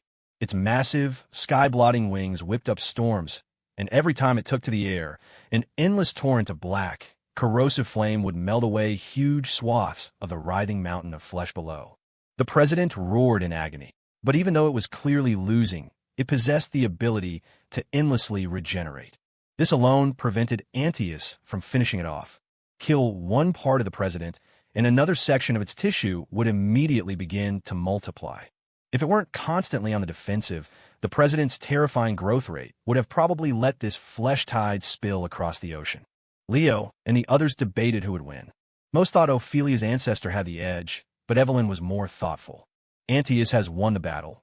No question, she said, but with the president's current regenerative ability, if it manages to escape into the sea, it's going to be a nightmare down the road. This was the same fear gripping the surviving mages from the Order. Every single one of them had a blood feud with the president. If the elders who supported him managed to whisk him away, the trouble would be endless. Suddenly, Leo shook his head. He's not getting away this time. Everyone looked where he was pointing. The hounds were on the move. They had been circling the periphery for some time, perhaps observing the powerful entities on the field. But seeing that none of the others were intervening, the cunning hounds surged toward the center of the battlefield. The moment those abstract lines of force poured into the fray, the stalemate shattered. Leo watched as the hounds tore and gnawed at the president's colossal body, the mountain of flesh visibly shrinking before their eyes. The president let out a guttural, agonized scream, but it was helpless against the things devouring it. The reason was simple. They weren't from the same dimension. The limbs and tentacles formed from the president's roiling flesh flailed, trying to swat the hounds away, but it was useless. It couldn't touch them. The hounds were nothing more than chaotic tangles of lines, without even a physical form. With a giant black shadow in the sky providing air support, the president's frantic roars slowly turned to despair. Devour! Devour! Aard! Even as it screamed the words, the president itself was being devoured. Huge chunks of shredded meat were swallowed whole by Antaeus. The behemoth feasted, letting out satisfied rumbles from time to time. Its hunger was finally being sated. There was more than enough to eat. Witnessing the terrifying power of the hounds, Tilly felt a knot of anxiety tighten in her stomach. She knew that the president wasn't the only one who had passed through the gate. So had Leo. Worse, some of the hounds had already fixed their attention on him. Leo stared warily at a spot in the distance. Most of the hounds had gone for the president, but a few were still watching him, their presence a persistent, chilling shadow. Anyone who dared to traverse time and space would be hunted for eternity. That rule applied to the president and to him. The space around them began to shimmer. The chaotic lines, stark against the dust and smoke of the battlefield, grew clearer. For the first time, Leo thought he could almost make out their heads. Suddenly, space twisted violently, and the hounds were closer. "Leo, watch out!" Tilly shouted, stepping in front of him. A magical shield flared to life. "It's no use." Leo pulled her back. A powerful magic shield was like tissue paper to the hounds. He knew what had happened to Ursula. The only option was for Tilly to get them back to the old mansion. Tilly understood. In a moment of such crisis, she had no time for second thoughts. A teleportation spell began to form. But just then, Nyarlathotep glanced in their direction. Leo felt something in that gaze besides sheer amusement. There was something else. He. Got yourself into a bit of trouble, didn't you? A voice echoed in his mind. I told you not to go opening doors. You think that thing is a toy you could just play with. Leo shot a frustrated look at her, but Nyarlathotep's gaze slowly shifted to the hounds. If one could describe the hounds' current emotion, it would be hesitation. They had been about to swarm Leo, to tear the human to shreds, but under Nyarlathotep's watch, they all froze. The hounds lowered their heads and let out low, guttural growls. Then, slowly, they began to retreat. Tilly watched in astonishment as the blue glow of her shield faded around them. What happened to them? She asked, looking at Leo. But his gaze was fixed on an empty spot where nothing stood but a large rock. What are you up to now? Leo asked, his brow furrowed. Got any new tricks? He'd had a bad feeling about the way Nyarlathotep was looking at him from the start. He had no idea what kind of mess the annoying entity was planning to stir up this time. What could possibly be more fun than today's little show? Nyarlathotep's voice was wide-eyed and innocent, her unseen eyes locked on him. You really gave me a treat today, Leo. How did you even think of it? Think of what? This, of course. Nyarlathotep's unseen presence focused on him, and her projected voice became flushed with excitement. Such a beautiful mess. So much chaos. So much entropy. This is the true essence of the universe. And you actually understand it. Ha ha ha. Leo, I am so pleased with you. Staring at the empty space where Nyarlathotep's voice, now practically orgasmic with glee, was coming from, Leo's expression turned to one of sheer shock. Suddenly, he had a very, very bad feeling. Nyarlathotep outer god affinity, 36. Leo froze. His affinity went up. By that much. Oh, hell no. Anyone else's affinity could go up, he didn't care. But he absolutely could not let this thing take an interest in him. After her burst of excitement, Nyarlathotep's gaze remained scorching hot, the invisible fire in her eyes feeling like it could burn him to ash. I knew I wasn't wrong about you. I've been here for so many years, and I haven't found a single interesting human. Hee-ha-ha. This trip was absolutely worth it. Leo stared blankly, his mood sinking lower and lower. Nyarlathotep glanced at the nearly dead president on the battlefield, a flicker of disappointment finally showing in her voice. I have to say, while the opening was spectacular, the ending just lacks a little punch. You'll have to work on that for next time. Otherwise, you won't be able to satisfy me, you know. With that, she gave a playful, invisible wave. Time to say goodbye, human. I've got another show to catch. I can't play with you all day. Hearing that she was leaving, Leo's mood finally brightened a little. But he celebrated too soon. Nyarlathotep's parting words plunged his heart into an icy abyss. Taha, you didn't really think I was just going to let you go, did you? Her voice was pure, laughing malice. Don't even think about it. I've got my eye on you now. I just adore your talent for stirring up trouble. I'm already looking forward to your next masterpiece. Next time you make a mess, make sure it's a big one. And if you don't have enough power, remember, you got me watching your back. After that, Nyarlathotep's giggling voice watched the dumbfounded Leo as she faded away completely. Looking forward to seeing you again. After she left, the atmosphere grew quiet. Leo stared at the newly updated status panel in front of him and fell into a long, grim silence. Leo, Sterling Race. Human outer gods chosen/favored by chaos. Chaos is essence. Tumult is power. Create chaos. Please her, delight her, and receive infinite power. Leo blinked. Long after Nyarlathotep had gone, Leo's mood still hadn't settled. And it was all bad. That damn goddess of drama had actually made him her chosen? Was this a joke? He was a law-abiding citizen, a good-natured, neutral good kind of guy. How in the hell did he end up as the favored by chaos? Leo gloomily scrolled through the description on his system panel. According to this, creating chaos would grant him her power. Well, that figures, he thought. She was the very symbol of chaos. Other beings had corruption levels represented by numbers. Hers was infinity. Infinite. He just had no idea how this power would manifest. It probably wasn't a skill, but something more fundamental, like a rule-based authority or an esoteric ability. After all, a being on Nyarlathotep's level had no need for something as crude as physical combat or spell casting like a mage. But even though he'd always wanted more power, he wanted absolutely nothing to do with this. And there was no way he was going to start thinking this was a good deal. He refused to board Nyarlathotep's crazy train. He had a feeling that once he were on, there was no getting off. His thoughts drifted, and he shot a helpless glance at Tilly. He just promised her that he would drive out every last one of these damn gods. And now he'd ended up joining one of their teams. Leo's strange behavior caught everyone's attention.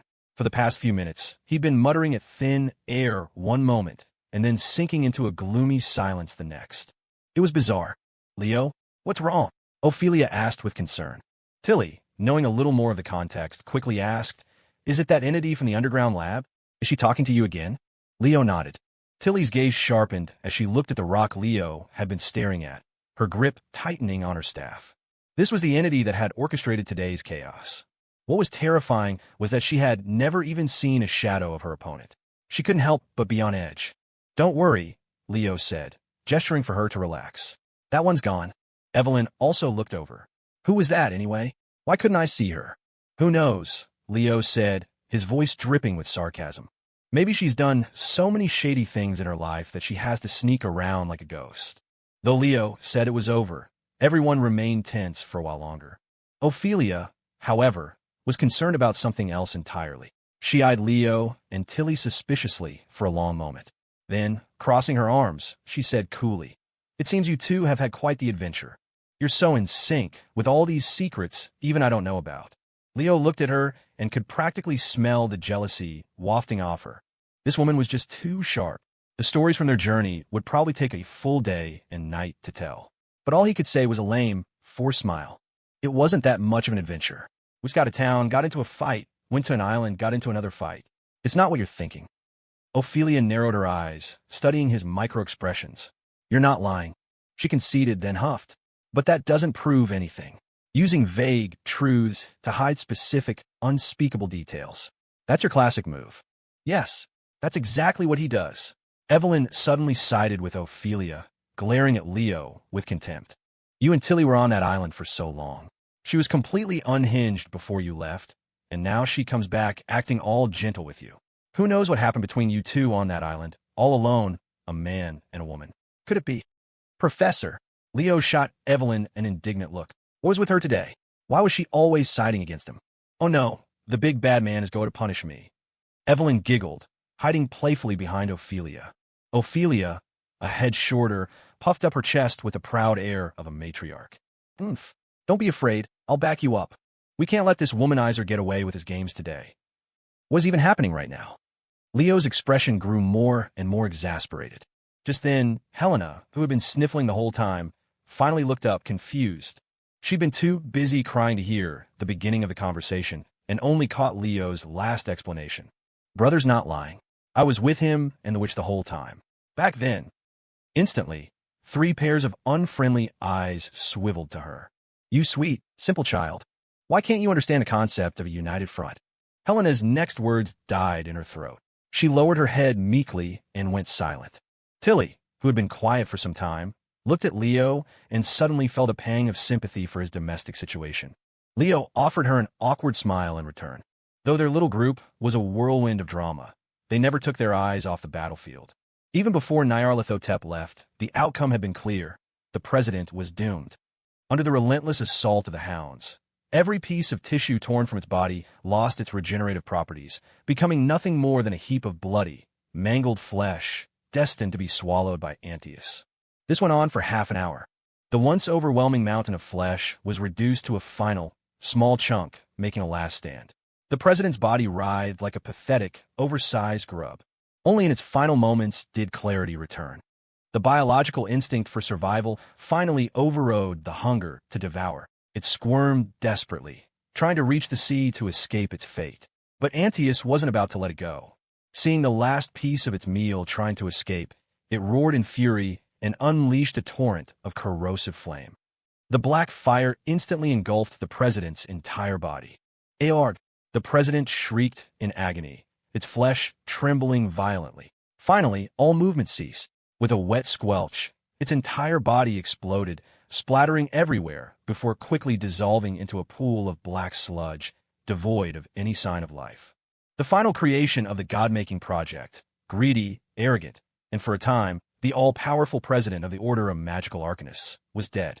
Leo saw Tilly let out a barely audible sigh. It was a sound of relief, but also of melancholy.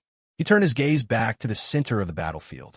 The colossal black form, Antaeus, stood like a victor, tilting its head back and letting out a triumphant roar that echoed across the entire coastline. But it wasn't over. After its roar subsided, Antaeus's dark head slowly turned, looking away from the town and toward their position. It stared at the tiny, ant-like humans, its agitation rising once more. "Hungry! Hungry!" Leo frowned. "Still not full? That entire mountain of flesh wasn't enough for you?" Just as the black behemoth spread its wings, ready to charge them, Leo once again found himself cursing the annoying entity who had just left. "You offer absolutely no after-sales service, do you? You watch the show and then just wash your hands of the whole mess? And you said you had my back." "Wait. No." Leo thought it through. Nyarlathotep had to know he couldn't handle a creature like this. So, was this deliberate? Was she trying to force him to use the power she gave him, to make him truly become the favored by chaos? My ancestor has lost control, Ophelia murmured, watching the black figure loom closer. The earth trembled, and as the situation spiraled further out of control, her expression grew grim. This is bad. Forget the fact that she could no longer report back to her father. If she couldn't stop the rampaging Antaeus, all of Porta Brughi, perhaps the entire southern territory of the empire, would be plunged into chaos, and the blame would fall squarely on her. She took a deep breath, her eyes filled with a grim resolve as she looked at Leo. I'm going to talk to my ancestor. Talk about what? Leo wasn't about to let her go on a suicide mission. Your so-called ancestor died ages ago. It has no emotions, no reason. It's not the brave and benevolent Emperor Antaeus anymore. Seeing the stubbornness in Ophelia's eyes, Leo's tone grew sharp. Don't be a fool. You think you can have a reasonable conversation with it? It's a mindless, rampaging monster. You'll just be throwing your life away. But I am an imperial princess. Ophelia's voice rose, which is all the more reason to protect your own damn life. When she ignored him and stepped forward, Leo grabbed her and pulled her back. Faced with his cold, expressionless face, Ophelia's bravado began to crumble. Let me go. Let go. She tried to break free, but days of constant fighting had left her drained of strength. She couldn't escape his grip. Look at the state you're in, Leo said, shaking his head. What are you trying to prove?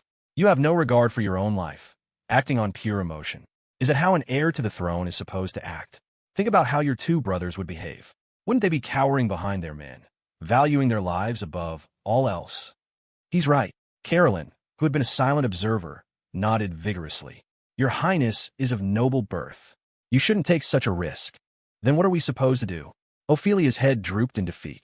Suddenly, a soft but steady voice cut through the tension. Perhaps I can try. Everyone turned to Tilly. This started because of us. The God-making project, the gate, the president.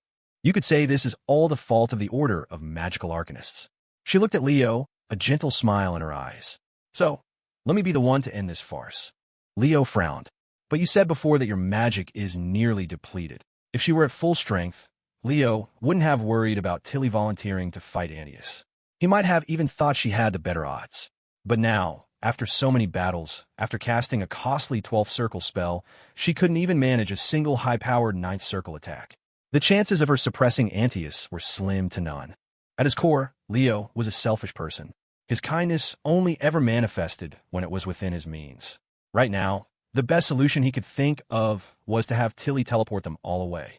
He'd talked about building a better world with her, but what was the point of that world if the people in it were dead? Leo had a very clear sense of priority. Tilly offered Leo a reassuring smile. Then, like a magician pulling rabbits from a hat, she summoned a cluster of magical artifacts. Remember these? They're the ones you gave me. Leo looked at the magic orbs circling her. They were indeed his gifts. They held orders of magnitude more magic than Ethereum crystals, a technology from the ancient Magus Imperium. Their only drawback was that they couldn't be mass-produced, making each one an invaluable treasure for a mage. With these, and with all the mages currently here, she glanced back at the members of the Order. It should be enough. We're going to seal Antaeus again, just like they did centuries ago. Leo watched her in silence. It was clear she had made up her mind. The only thing I'm worried about now is you, Tilly said, her gaze shifting to the hounds at the edge of the battlefield. Leo looked over as well. Ever since the president's death, the hounds had been lingering, their cold eyes fixed on him. It was probably because of Nyarlathotep that they hadn't approached, but Leo knew their nature. They hadn't given up on killing him. They were just waiting patiently. You don't need to worry about me. Leo looked at Tilly and smiled, a sense of relief washing over him. The old Tilly wasn't like this. The old Tilly would have been happy to watch the world burn. What did a rampaging Antaeus have to do with her? But after that year in the Dreamlands, Leo felt she had truly changed. She now yearned for a real, beautiful world, instead of pinning her hopes on some imaginary escape. For a moment, Leo felt the quiet pride of a father watching his daughter grow up. It made all his efforts feel worthwhile. So Leo smiled at her. Go on, fulfill your mission. Don't worry about me. The hounds are scared of me right now. And don't worry about the artifacts. Out with the old, in with the new. I'll get you more later. Tilly watched him, her gaze softening even more. Wait for me. With those words, she turned without a shred of hesitation. Her back was to him now. Order of Magical Arcanists, she called out, her voice ringing clear. Those who will follow me, come. Her figure shot into the sky, robes whipping in the wind. Hell yeah. Elder Rollins laughed, immediately flying after her. Elder Marjorie hesitated for a moment, but then followed. The remaining mages of the order rose into the air, surrounding the massive black beast as dazzling, brilliant lights began to flare to life. Antius's attention was immediately captured. As if enraged, its roar shook the heavens. On the ground, everyone watched the small, fragile figures of the mages, their hearts filled with worry.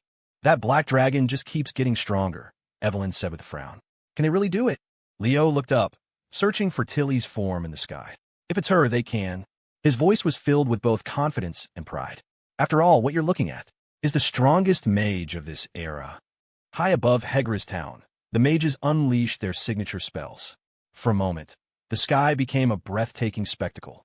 Watching from afar, Leo couldn't help but think that, regardless of the outcome, a fight between mages was far more visually appealing than the slugfest between two giant monsters.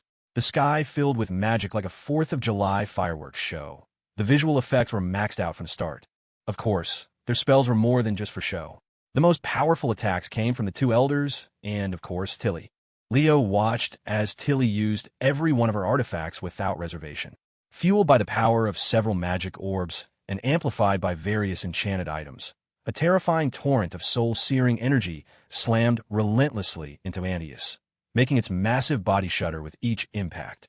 Those precious artifacts were all gifts from him. The old Tilly was just like this, decked out in top-tier gear, covered in a screen-blurring number of buffs, charging headfirst at the boss. She'd cut down anyone in her path, moving through the battlefield like it was empty. Leo's only job back then was to watch from the sidelines. Well, he wasn't completely idle. His job was to manage her corruption level and prevent her from snapping. A very important job. But while Leo was incredibly proud of the perfect weapon he had carefully cultivated, the people around him had other thoughts. Ophelia looked up at Tilly's veritable arsenal of magical items and clicked her tongue. You gave her so many good things. You really are generous. Leo gave a weak laugh. Well, see, it's all being put to good use. You could say it was a worthwhile investment. So you're saying giving them to me wouldn't be a worthwhile investment? She retorted.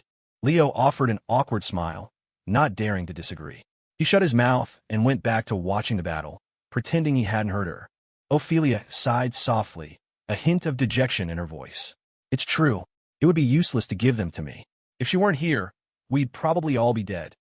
She was pragmatic enough to admit it, but that didn't stop the bitter taste. Ophelia looked up again at the brilliant figure in the sky. In terms of raw power, she would never reach that level in her lifetime. Sometimes she really envied her. To have such talent, such strength, to be able to soar through the sky, to do whatever she wanted, without having to scheme and fight for every scrap of power like she did, without having to risk her life for a father who saw her as nothing more than a tool. The thought of her heartless father made her mood sour. She didn't even know if she could face him with this outcome. Once my ancestor is sealed, it should fall back into a deep sleep, right? Ophelia said uncertainly. Are you worried about your father? Leo saw through her concern immediately. Ophelia nodded slightly. Don't worry, Leo said, reassuring her with a smile. Just tell him everything that happened. Make sure he knows you did the best you could. Your father's main goal is to contain the chaos caused by his ancestors' awakening. His second is to cover up the information leak. Her pale eyes shifted to him. Leo continued his analysis. The process was a little messy, but if Tilly succeeds, the result is a good one. A mission this difficult? Neither of your brothers, nor your sister, could have pulled it off. You handled this perfectly, I suppose. Ophelia believed Tilly would succeed, but it only made her more frustrated. I really don't want to owe that witch anything. I'd rather be indebted to anyone else but her. Leo watched her fuming and just smiled, shaking his head. He actually thought this was a good thing. Of all the conflicts in his life, the one between Ophelia and Tilly was probably the biggest. He genuinely wanted to ease the tension between them. He couldn't stand it when they were constantly at each other's throats, ready to fight at a moment's notice. If Ophelia owed Tilly a favor, maybe she wouldn't be so hostile in the future. As for Tilly, she was always aloof, and with her high opinion of herself, she probably didn't care about such things. And with that, Leo's plan for a harmonious harem was a resounding success. What are you smirking about, Leo? Nothing. Leo cleared his throat, his expression turning serious again as he focused on the battle. After nearly 20 minutes of magical bombardment, even Antius's thick hide couldn't take it anymore. Its massive black body was covered in gruesome scars, and its advantage in the air was gone, since the mages could also fly. This wasn't the cramped underground lab where it had fought the president. The open sky offered plenty of room to maneuver. Though more and more mages fell from the sky under Antaeus's counterattacks, the core of their force had always been Tilly. As long as she wasn't taken down, Antaeus would eventually be worn to death. Just like the president before it, its survival instinct kicked in. It stopped fighting head-on, spread its wings, and flew out over the endless ocean. Tilly immediately stopped casting, and the light from her magic orbs dimmed. This was exactly what she wanted. She needed to force Antaeus to the island, so she could perform the sealing ritual. At her command, the remaining members of the Order pursued it, herding Antaeus toward the island. Just then, Elder Marjorie, who had been silent, moved closer. "Tilly, I really don't understand you. Why is that?" Tilly glanced at her. Marjorie laid her thoughts bare. "Why are we helping the Wigner Empire seal this monster? Wouldn't it be more beneficial to our cause if we let it wreak havoc and create chaos?" "You're still so fixated on reviving the Magus Imperium," Tilly said with a faint, unreadable smile. "If that's the case, why do you follow me? Shouldn't you have joined the president's faction?" "How could I?" Marjorie retorted immediately. "That man's talent had a clear ceiling. How could he possibly compare to you? Tilly, I sincerely believe you are the hope of our great cause. You must not disappoint my expectations." Her voice grew more fervent, and Tilly could see she was about to launch into the same old speech she'd heard 1,000 times. All right, I've heard enough." Marjorie froze, her expression darkening as she saw the impatience in Tilly's eyes. "Tilly, don't tell me you..." "Elder Marjorie." Tilly's gaze was sharp and serious. "I've always been grateful for your support, but on this matter, on the future of the Order of Magical Arcanists, I have new ideas." "New ideas?" Marjorie pressed. "What kind of plan? Do you know what to do now? You found an answer to the mage's curse, haven't you? Is that it?" Her mind immediately flashed to the gate, to the miraculous scenes in the underground lab. "It must be. That's it," she laughed, ecstatic. "That was the gate of truth. You must have touched the truth itself. This is wonderful. The dawn of our great cause is at hand." The reason she had been willing to follow Tilly, even wanting to push her into the president's seat, was for this very day. Now it had finally arrived. Tilly looked at the overjoyed Elder Marjorie and felt an impulse to tell her everything. That the mage's curse was incurable, that they should give up on the futile dream of reviving a long-dead empire. But just as she was about to speak, Elder Rollins shot her a sharp look from the side. While not as powerful as Marjorie, Rollins had always been the leading figure of the academic faction. He had dedicated his life to the study of magic, rarely meddling in worldly affairs. He was a pure mage. At a critical moment like this, Tilly trusted him more. Marjorie was loyal, but Tilly disliked many of her methods. She couldn't rule out the possibility that Marjorie would switch sides on the spot if she heard the truth. Tilly suppressed her emotions and offered a faint smile, mimicking the classic expression Leo always wore. "Let's talk about the future." "In the future, for now, all you need to do is trust me. If you trust me, I will give you the beautiful ending you hope for." She was selling her on a dream. "Good. I trust you," Marjorie said immediately. "Let's deal with that black beast first. We can discuss our grand strategy later." Tilly's faint smile remained. Of course.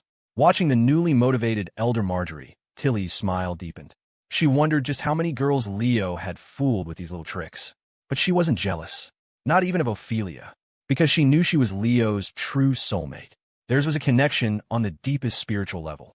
They were going to build a beautiful new world together.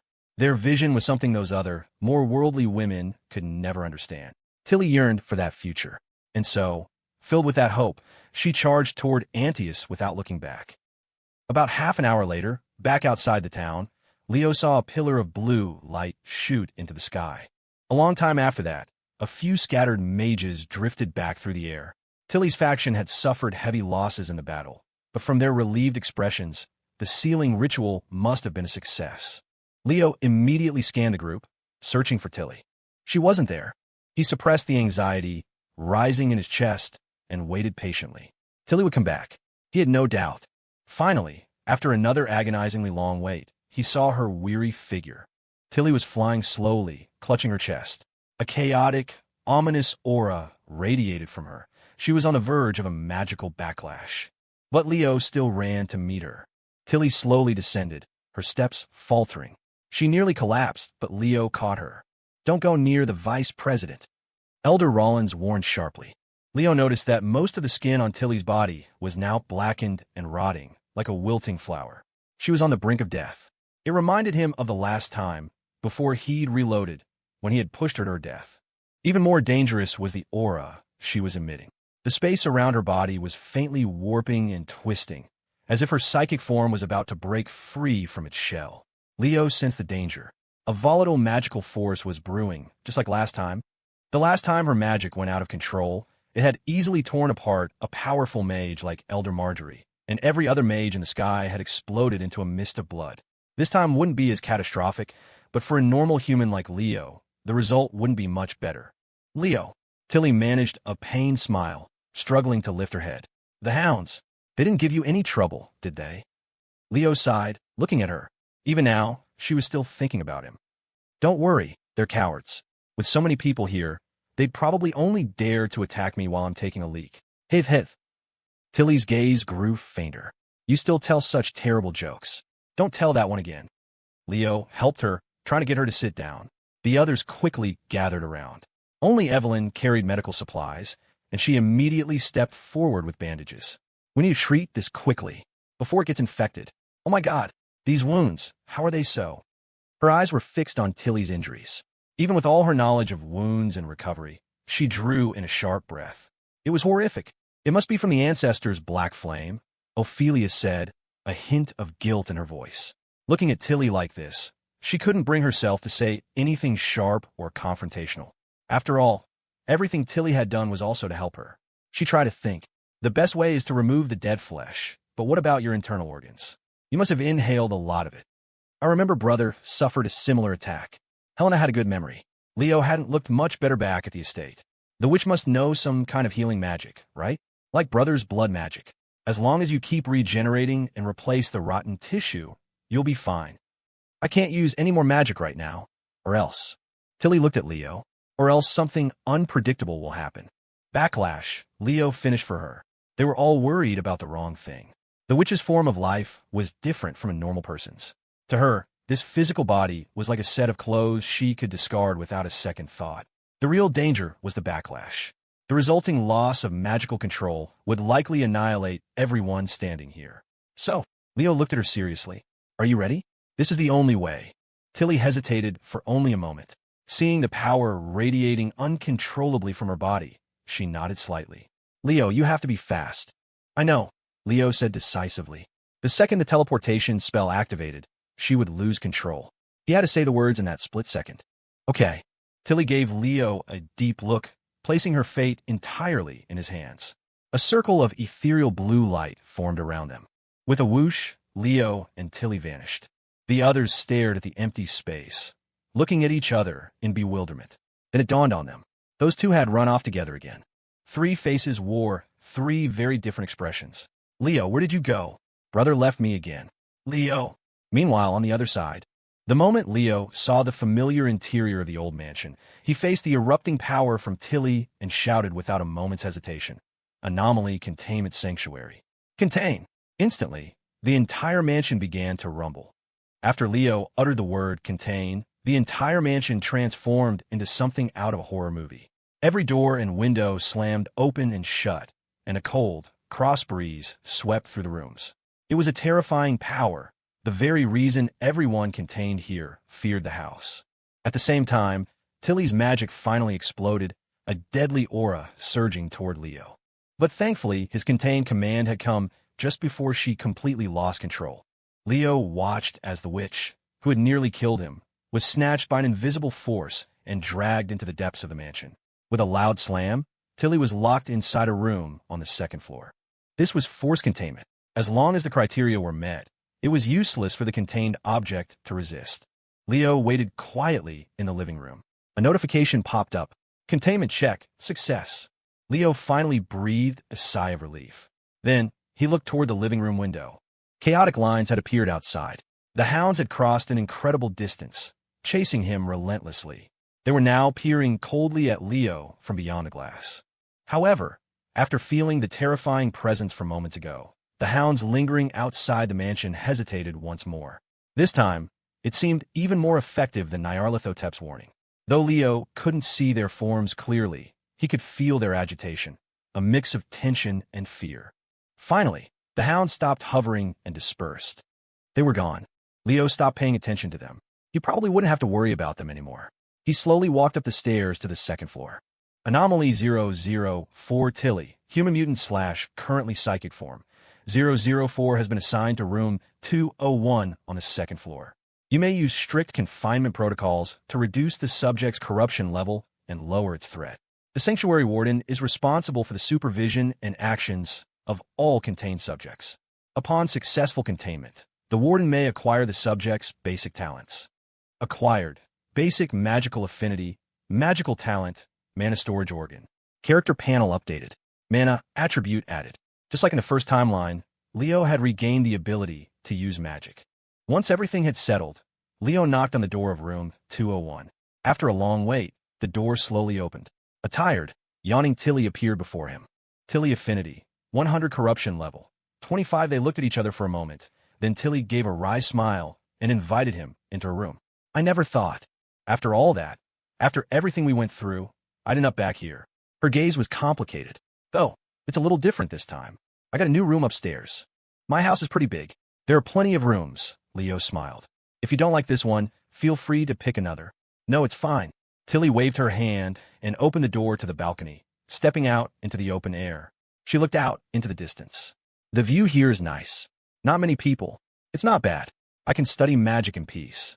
Leo stood beside her, quietly taking the view. After all the factories in the West End were moved, the environment had started to recover. The scenery along Riverfront Road was quite beautiful. Looking out, he thought with a sigh that everything that happened in that seaside town was finally, truly over. Tilly felt the same sense of finality. Being back here, it reminds me of when I first met you. A gentle breeze rustled her black hair, and her violet eyes shimmered. Leo, you saved me again. Leo nodded silently, also lost in memories. Back then, a much younger Tilly was being hunted by an archbishop. The root cause was infighting within the Order of Magical Arcanists. Tilly had been betrayed. She had used every trick she had and was on the verge of a magical backlash when Leo found her and brought her home. This containment felt so much like the last one. Leo smiled. It's fate. Tilly's expression softened. Yes, no matter what happens, you and I are destined to be together. I like a fate like that. Leo felt a weight on his shoulder. He looked over to see the witch leaning lazily against him, using him as a pillow. I'm so tired. I really don't want to go back, she murmured with a yawn, her voice like a lazy cat's. When I go back, I'll have to deal with the Order's internal problems. And after this battle, the Empire and the Church definitely won't let us off easy. And also... Stop, Leo said, shaking his head with a chuckle. Are those guys in the Order all idiots? Can't they function without you for a day? Can't you just give yourself a break? Leo quickly made the decision for her. Even if the sky falls today, our vice president is going to slack off for a day. Tilly laughed. That's a good idea. Now that it was all over, it felt like a heavy burden had been lifted from her heart. How about we go on a date? Her eyes suddenly lit up. Now that she was finally back in the real New Haven, she desperately wanted to recreate the romantic date from the Dreamlands. The witch, her hope for life rekindled, immediately grabbed Leo's hand. Let's go. Is that magician still around? Let's go watch him do the guillotine trick. Maybe we skip that one, Leo said wryly. The magician literally only had one head. Okay, then you decide. Tilly snuggled lazily into Leo's arms, not wanting to think anymore. The truth was, it didn't matter where they went as long as Leo was there. The atmosphere was quiet and warm again until the ring on Leo's hand lit up. Leo! Ophelia's murderous voice screamed in his ear. Leo flinched. A translucent image of Ophelia appeared before them, her eyes glaring resentfully at the two of them. Where did you two run off to? Huh, you're home. Why didn't you take me with you? I'm so mad I could die. Leo quickly tried to explain. Tilly didn't have enough magic. This time she could only bring, no way. You fell for it. Ophelia cut him off. That cunning witch is obviously lying to you. Didn't you see all the magical items she used earlier? I can't believe I actually felt sorry for her. I knew I should never have trusted her. Leo's gaze slowly shifted to Tilly. Tilly wasn't even paying attention to Ophelia, her expression completely placid. But the sly, cunning smile playing on her lips betrayed her true feelings. Hey, wait a minute. Ophelia, having vented, suddenly noticed something that made her very uncomfortable. Why are you two standing so close? You're practically hugging. What are you doing?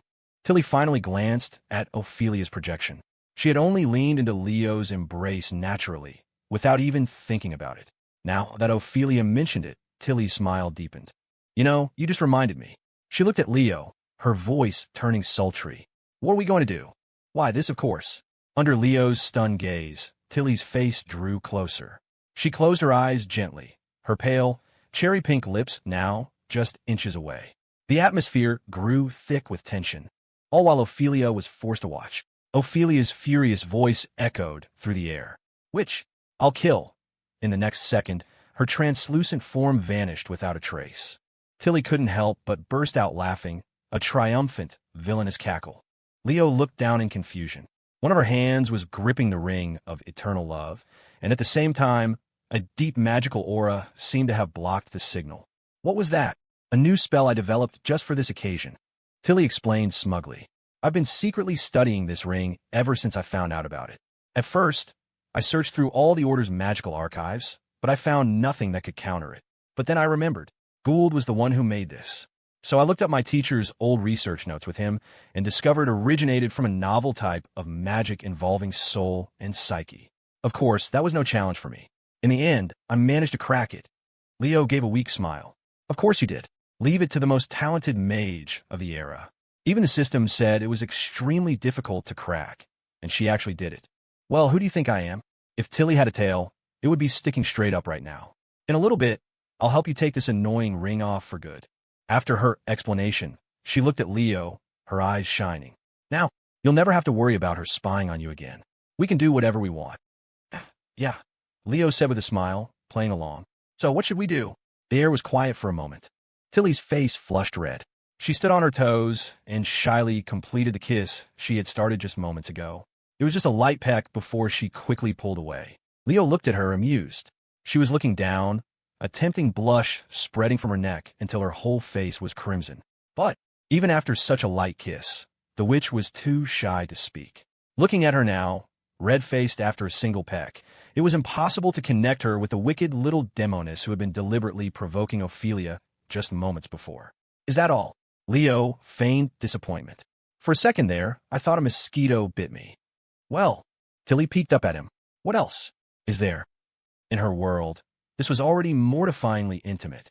Here, let me teach you, Leo said with a wicked grin. Tilly's eyes widened. Leo wrapped his arms tightly around her, and her gasp was smothered as his lips met hers.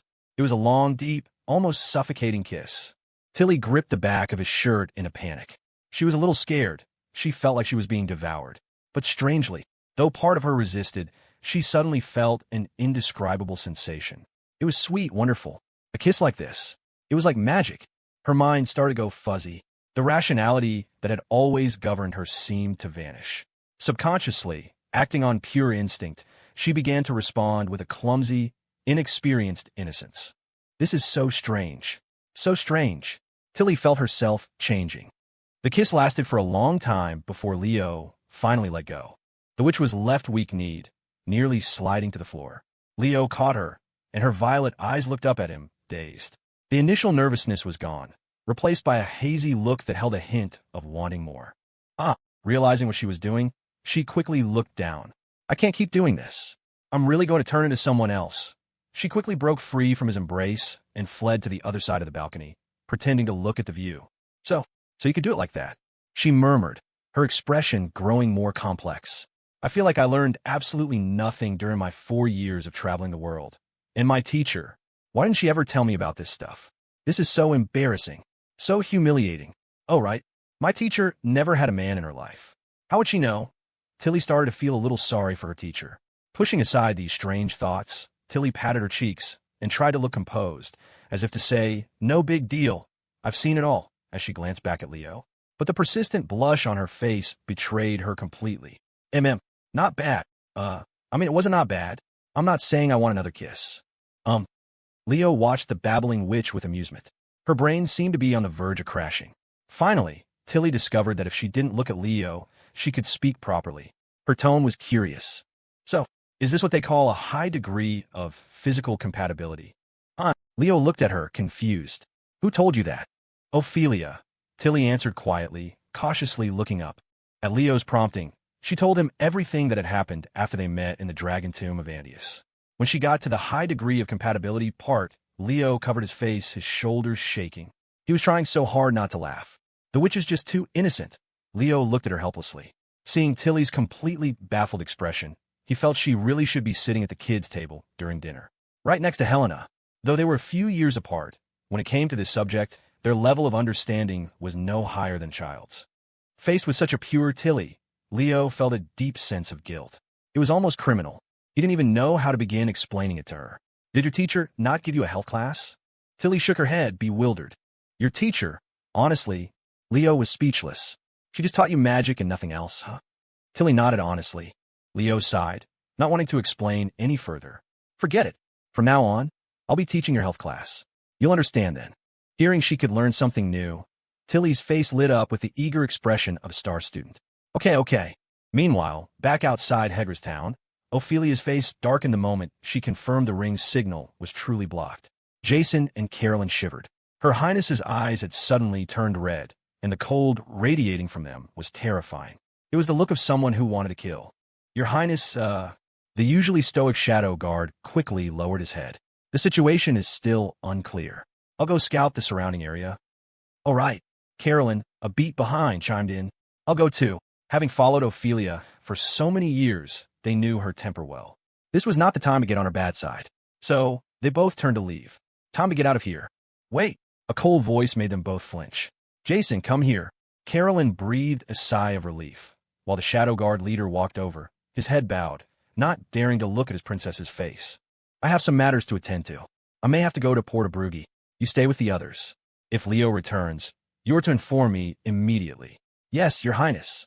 After giving her orders, Ophelia's gaze shifted to the road outside the town. Before long, the quiet, remote town became a hub of activity. Countless carriages parked along the narrow road, blocking it completely. A cacophony of noise followed as members of the Order of the Holy Edict swiftly cordoned off the area. They were joined by the Port of Brughi police and several high-ranking officials. As the fifth princess, Ophelia was expected to deal with such a scene. Carolyn quickly straightened her Highness's disheveled appearance. The thought of having to clean up this mess only soured Ophelia's mood further. That man, he makes such a mess here and then just leaves without a word. And he dares to run off with that which right in front of my face. The next time I get my hands on him, I'm going to punish him severely. The more she thought about him hiding somewhere she couldn't find, getting cozy with that damned witch, the angrier she got. Leo? What about Leo? Captain Raymond's walked over, looking curious. Helena blinked. Captain, what are you doing here? She seemed to remember something and glanced at Evelyn. Evelyn was just as surprised. It wasn't me. I was going to find the captain, but I hadn't even gotten out of town before that creepy old elder spotted me. Don't even get me started. Captain Raymond's was getting angrier the more he thought about it. I was on vacation with my wife on the southern coast, and some official shows up with a requisition order and drags me all the way here. Who does something like that? All I wanted was a nice vacation. Who did I piss off? After his rant, Ophelia turned her expressionless face toward him. I did.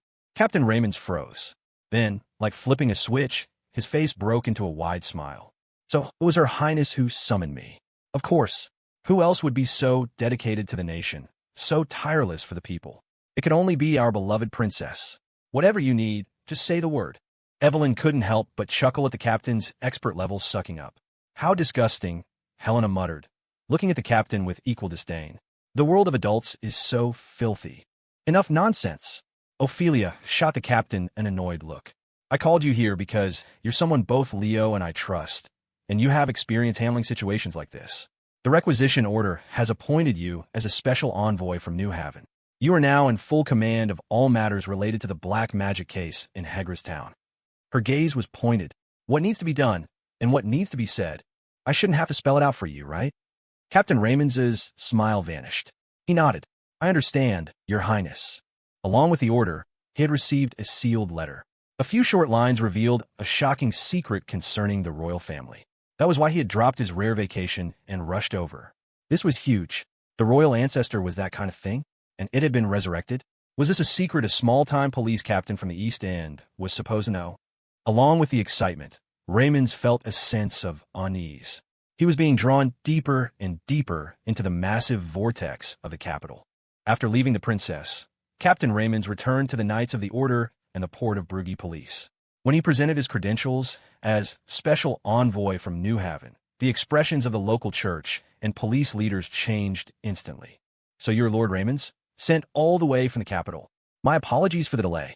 The Port of Brugge police chief beamed. "You don't want the church to leak any information?" The commander of the Knights asked, confused. "What is on that island? If I don't get a clear picture, I can't explain it to the bishop." "You don't need to worry about that. Just maintain order in the town," Raymond said, his face stern. "I am now liaising with you on behalf of His Majesty the King. If you don't want to be held accountable by him, you'd best do as I say." "Yes, yes." At the mention of the king, the knight commander could say no more.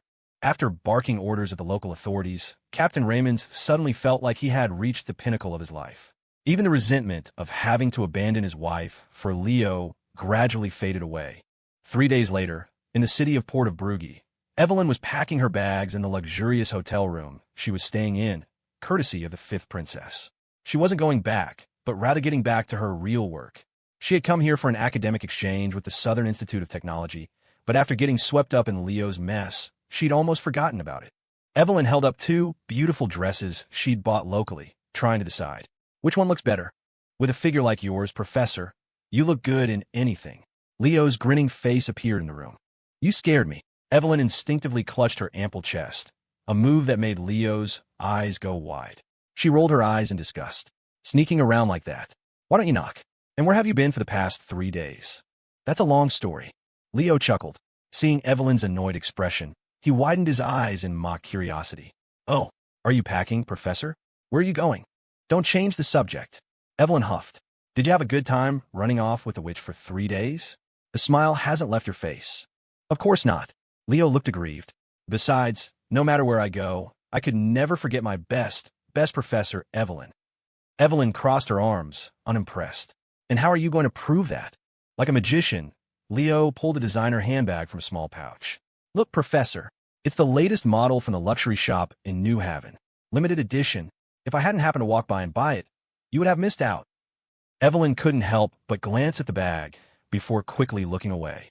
"You think you can win me over with this? Do I look like that kind of materialistic person to you?" Leo just smiled and pulled out 3 more. Evelyn's eyes went wide. After staring for a long moment, she blushed and cleared her throat awkwardly. "Well, I suppose you do have some conscience, knowing what your teacher likes." But Evelyn tore her gaze away from her favorite bags with great effort. She looked at Leo resentfully. "It's not about these things. I'm genuinely angry with you." Seeing Leo's smile fade and his expression turn serious, Evelyn let out a soft sigh. She wasn't angry that he had left without a word. She knew that if the witch wasn't placated, things would only get worse. She just couldn't get over the fact that he hadn't wanted her by his side to face what came after on the island. "The next time something like this happens, are you just going to tell me to run away again?" "I really don't want to do that anymore, Leo. Am I that weak? I felt like a deserter." "You don't just abandon the people you care about." Leo immediately understood. He smiled and shook his head. "Professor, I promise it won't happen again." Evelyn had expected him to make more excuses, but she was surprised he'd changed his mind so suddenly. "Why?" "Because now." Leo blinked. "I'm strong." With that, he made an exaggerated muscle-flexing pose, which made Evelyn burst out laughing. "Oh, really? In terms of pure strength, I'm still stronger than you." Leo leaned in conspiratorially. "But I can use magic now." Evelyn immediately thought of his incredible containment ability and understood. She was happy for him, but also a little wistful. She never thought Leo would grow so quickly. Now, she might not even be able to beat him. "So," Leo said, taking her hand with a smile, "from now on, I'll protect you, Professor. You won't have to stand in front of me anymore." Though she was flattered, she reflexively retorted, "So what if you have magical talent? You're still a novice when it comes to combat. You have a lot to learn." "Then I'll be counting on my dear professor for future lessons." Leo started rummaging in his magical storage pouch again, his voice turning mysterious. "Professor, I have something else for you." "What is it?" Her resentment gone, Evelyn leaned in curiously. Sunscreen." She saw Leo holding a rather elegant-looking bottle. "What's so special about that? This is a coastal city. You can find it everywhere in Port of Brugge. This one is different. It smells amazing." Leo immediately stepped forward. "If you don't believe me, Professor, I can apply it for you myself. Oh, by the way, this has to be applied all over the body. Evelyn rolled her eyes dramatically. So that was his endgame. No, I'll pass. Hey, what are you doing? Don't touch me. I said I don't need you to put it on. Ha ha ha, that tickles. The room filled with laughter as Evelyn dodged Leo's advances like a game of tag. The cheerful atmosphere continued until a knock came at the door. Vampire? Why is your room so messy? Who's in there? The laughter stopped abruptly.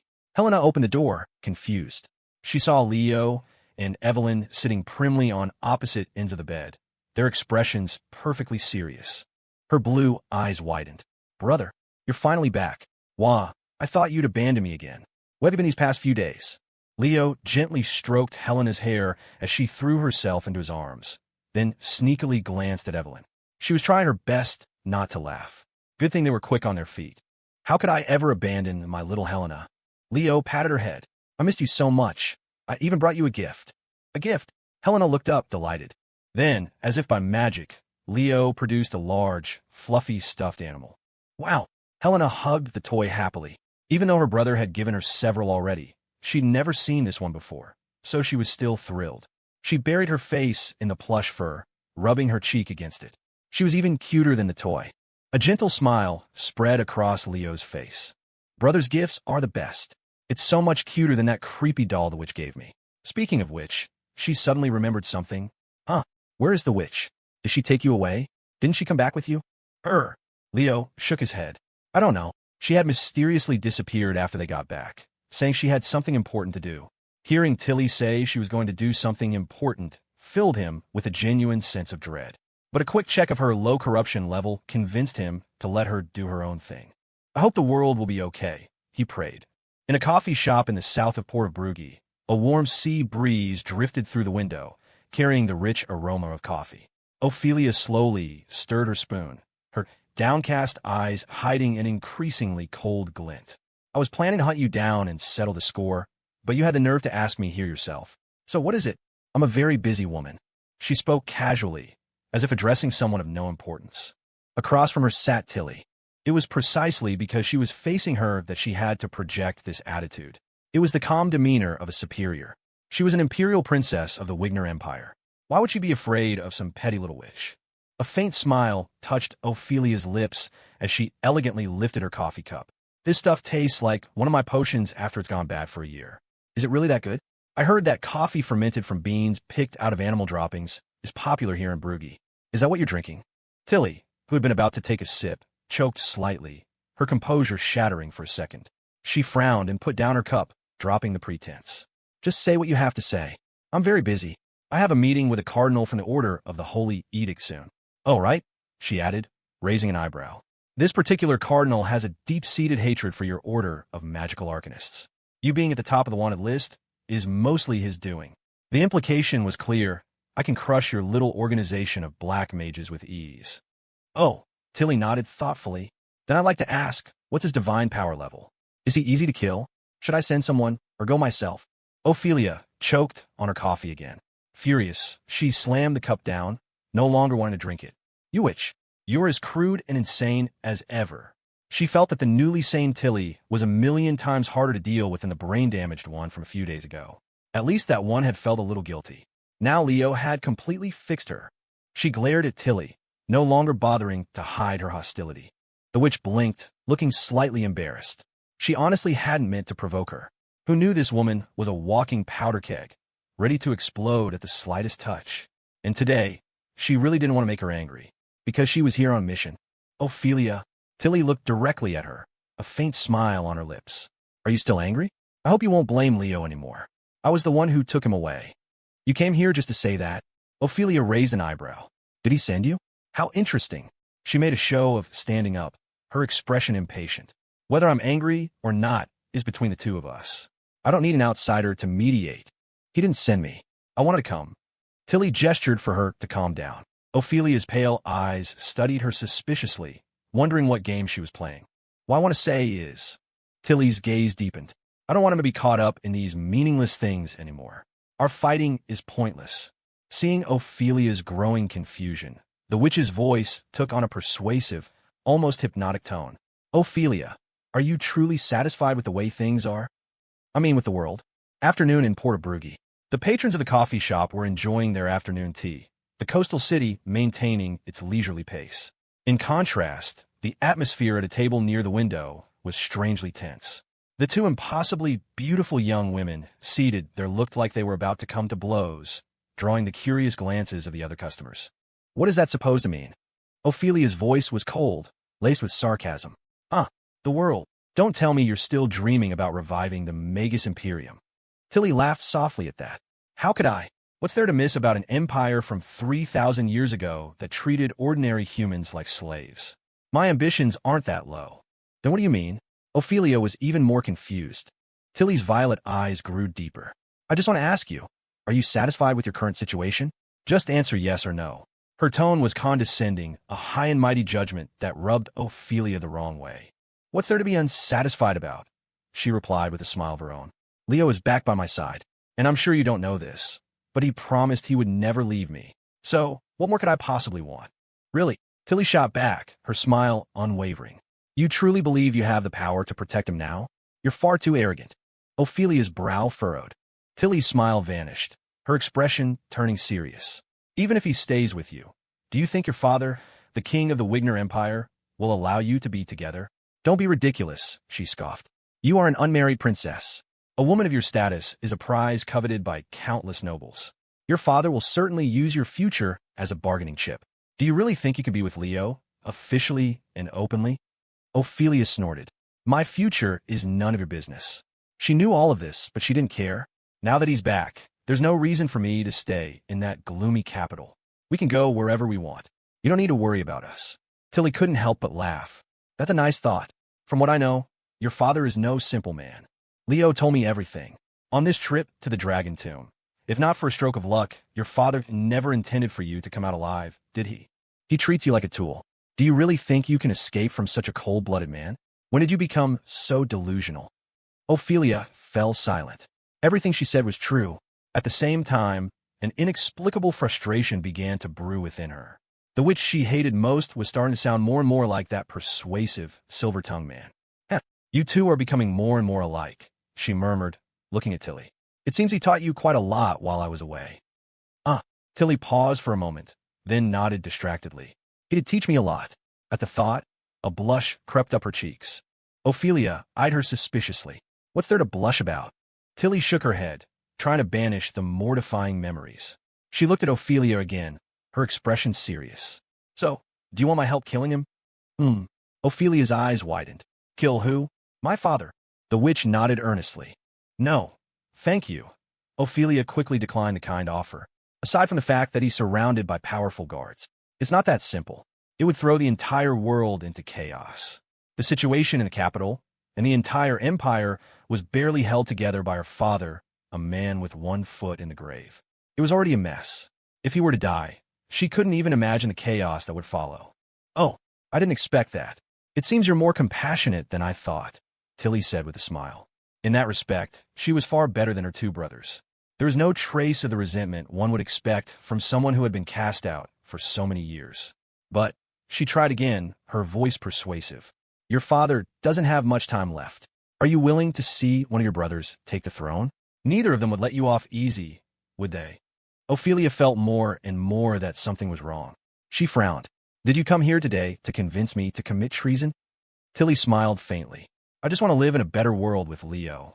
But as you can see, this world isn't just not better, it's terrible. The doomsday prophecy is drawing nearer. When the terrifying beings of old awaken one by one, will this brief period of prosperity still exist? It will likely become a living hell. Ophelia watched her silently as Tilly pressed on. Don't think you can escape it. Your constitution, mine, even Helena's, all of us will live for a very, very long time. In our lifetimes, we will inevitably see that day. So, to prevent it, Tilly finally revealed her true purpose. Why don't we take the initiative and change things ourselves? Change how? Ophelia was getting more and more curious. I'm glad you asked. Tilly grew excited, her expression like that of a cult leader. Look, I have power, and you have authority, but neither of our power or authority is enough. Why don't we take it to the next level? That's why I said from the beginning, let's stop wasting time on these pointless struggles. His future is limitless. Why don't we become his most trusted right and left hands? So what if there are old ones who once dominated the world? We will become the future dominators. Ophelia's eyes grew wider and wider. She quickly glanced around. The coffee shop owner looked like he was about to call the police. Well, Ophelia suddenly felt that this witch's brain was still not quite right. You know what? You seem busy. I have things to do, so I'm going to go. Stay where you are. Tilly wasn't about to let her get away in the middle of her recruitment pitch. You're not leaving. You're going to give me an answer today. An invisible force pressed Ophelia back in her seat. Jason and Carolyn, watching from outside, couldn't stand it any longer and were about to rush in to protect their princess. Ophelia shot them a look to stand down, then took a deep breath and looked back at Tilly, whose eyes were glowing with a strange light. Well, your vision for the future is quite inspiring, right? Tilly stared at her intently. I'll consider what you've said, but not right now. I'll give you time, Tilly said with a smile. Ophelia looked helpless. After that impassioned speech, she had almost forgotten why she had even come here today. She really is a top member of a black magic cult, she thought. Her brainwashing skills are better than the church's. The thought made her chuckle. You want to pull me in as an ally, but I don't think our team is strong enough yet. I've thought of another powerful partner for you. Who? Tilly asked, her curiosity piqued. Ophelia waved a hand at the waiter and ordered another coffee. The new cup arrived, its rich aroma wafting into the air. She sipped it slowly, deliberately, which only made Tilly more agitated. God, you're insufferable. Do you always have to put on that obnoxious aristocratic air? Who is it? Just spit it out. A faint smile touched Ophelia's lips. She was enjoying this, having Tilly at her mercy. For the first time in a while, she felt like she had the upper hand again. Patience. Let me explain it properly. Facing Tilly's increasingly hostile glare, Ophelia finally dropped the act. She leaned in and whispered, Our mortal enemies to the east, Norscow, had a major incident recently. The Saintess of the See of Sistan deposed the Pope. They say he was locked in his room and starved to death. The Pope is dead. Tilly froze. She wasn't nearly as attuned to international politics as Ophelia, but even she recognized the gravity of such news. She mulled it over for a moment. That's definitely big news, and good news at that. But what does it have to do with us? You don't know. Ophelia covered her mouth, feigning shock.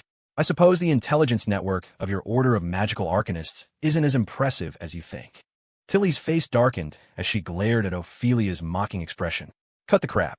Ophelia chuckled.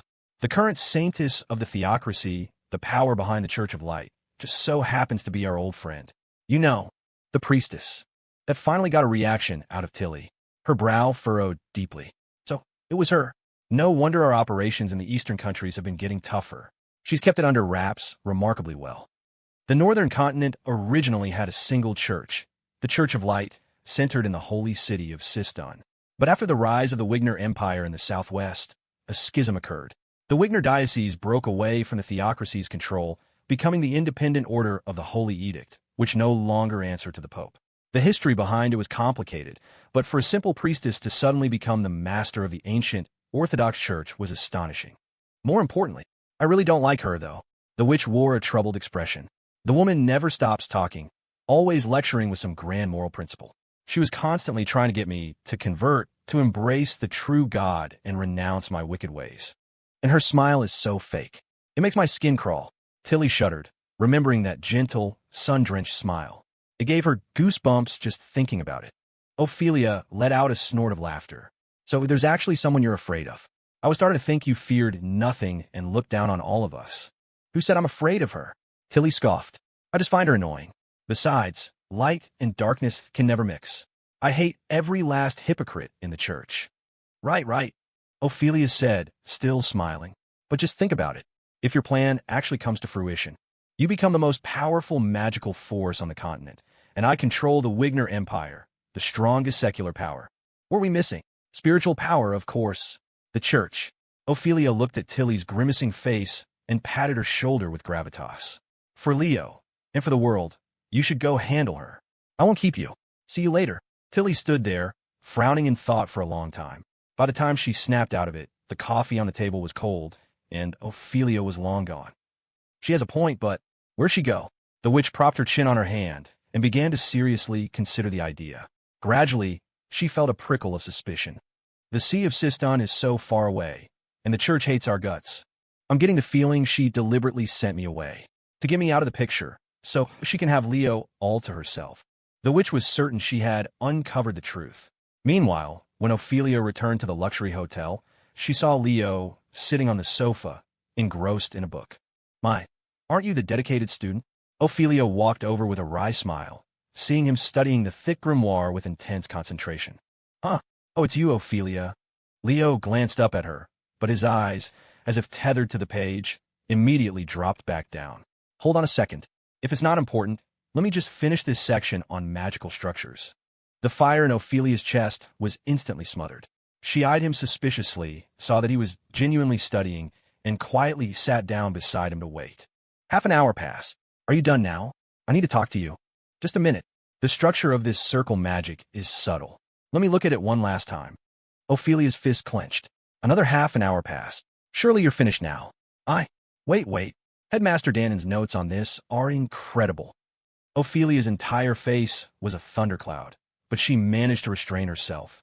She refused to be the kind of woman who interrupted a man while he was working, so she forced herself to endure it and continued to wait. Another half an hour passed. Ophelia's anger had almost dissipated into exasperation. She stared at him, speechless. How much longer are you going to study? Are you really this slow? I've practically memorized the spell by now. Leo smiled helplessly. What can I say? This is how it is for beginners. Just let me take my time. Please be quiet. But this time, Ophelia wasn't letting him off the hook. She grabbed his hand and pulled him toward the door. Hey, my magic.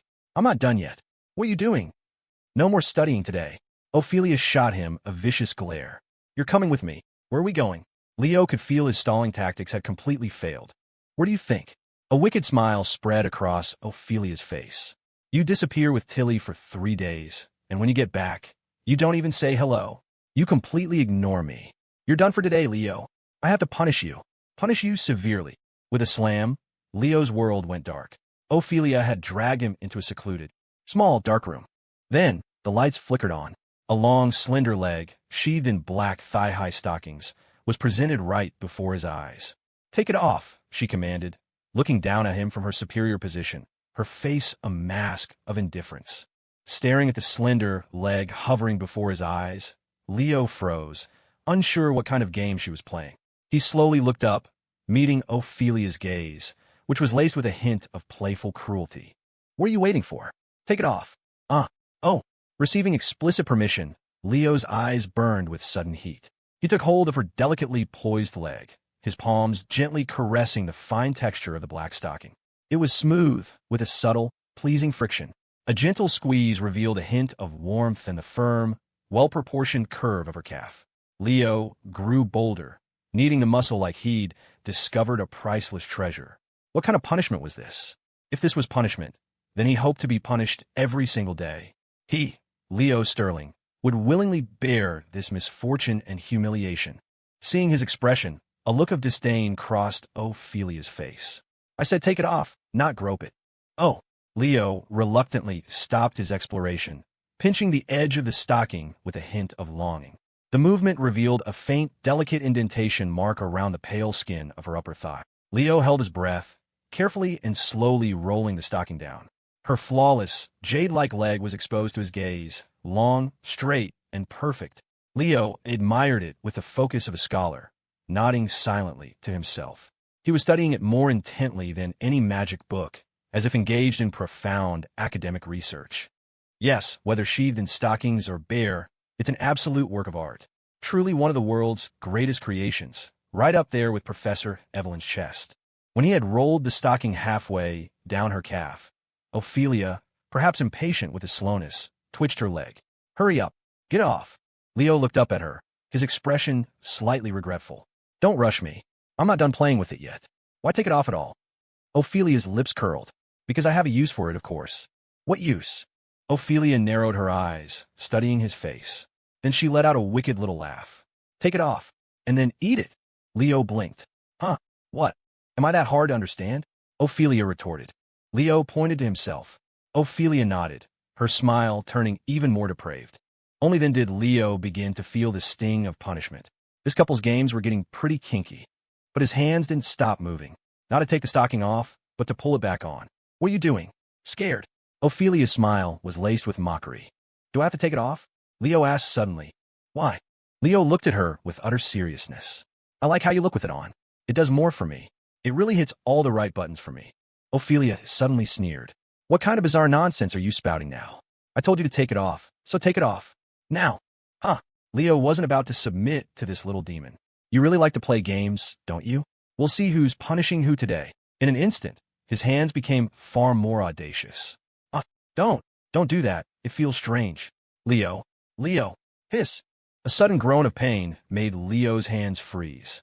He immediately looked up and saw Ophelia's face twisted in discomfort, her eyes filled with frustration and annoyance.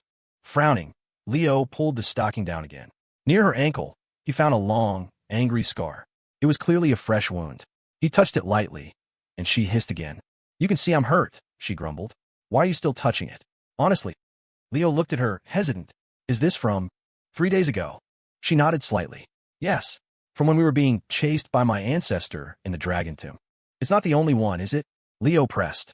Ophelia gestured behind her. My back and waist, too. Leo immediately stood up and started searching the room. Are you looking for medicine? Don't bother. They already treated me back in Porta Brughi. It's almost healed, really. Don't worry. Leo opened the door and waved for Carolyn. A moment later, he returned with a small, ornate first aid kit. I'm fine, really. They're just surface wounds. Besides, that stuff stings when you put on. Hey, what are you doing? Don't. This. Ignoring her protests, Leo lifted her injured leg and began to patiently apply the ointment. The limb was still beautiful in his hands, but the scar was ugly and conspicuous, like a flaw in a piece of pristine white jade. A pang of regret hit him, and his movements became even more gentle. The room returned to its initial quiet. Her pale eyes softened as she watched him silently. If it wasn't for me, Leo's voice was full of apology. Your ancestor wouldn't have suddenly attacked, but you can't blame yourself for that. Ophelia shook her head. She knew the true instigator was a malevolent god. If anyone was to blame, it was herself for not being strong enough. Leo stared at the wound, thinking to himself that it would be nice to have someone on the team who could use divine magic. It was a miraculous power. A prayer to a god for healing could mend wounds in an instant, leaving not even a scar. They used to have someone like that, but, well, that priestess's healing was mediocre at best. She was far more proficient in combat, often wielding a terrifying blunt weapon and preferring to make people pious through physical means. A violent frontline damage dealer who could also heal. The contrast was staggering. Shaking off the chaotic thoughts, Leo moved to apply the ointment to her back. As his hands gently stroked her skin, her body trembled slightly. The cream was cool, but her skin was burning hot. Leo looked up. A faint cherry blossom blush was spreading from her neck, and soon her pale skin was flushed with a suspicious crimson. With every touch, her breathing grew heavier. Just as he was about to apply the last of the ointment, she suddenly turned around, her light-colored eyes shimmering with ripples of emotion. Don't move yet. I'm almost done. Ophelia pressed his hand down, staring at him, her gaze growing more and more bewitching. No need. I told you, it's not necessary. Then Leo, put the ointment down. Do you prefer to be on top or on the bottom? Ophelia asked. Leo thought for a moment. Top. Oh. Ophelia looked him up and down, a domineering, wicked smile spreading across her face. Then for your punishment, you'll be on the bottom. The tables had turned so fast he felt dizzy. Pinned beneath her, Leo quickly tried to negotiate. Actually, changing things up once in a while can be good too. An eternity later, Leo stumbled out of the room in a daze. The man who left was a shadow of the man who had entered. Although he had ultimately vanquished his foe, seizing control with an iron grip, the cost had been immense. He was completely spent. So, it really had been a punishment. A terrifying, brutal punishment. It hadn't been like this last time. Perhaps Leo had truly underestimated the amount of dissatisfaction and affection she had accumulated during her long journey from the capital. He had nearly been overthrown. Their battle had raged, blotting out the sun and moon. They had finally collapsed into an exhausted embrace, and when they awoke, it was already the next day. After a shower, Leo drifted into the hotel's main parlor and collapsed onto a long sofa. Ophelia had booked the entire place. He spotted Professor Evelyn fiddling with some strange concoction by the fireplace, with Helena hovering nearby, watching with curiosity. Oh, brother, where were you yesterday? Are you hungry?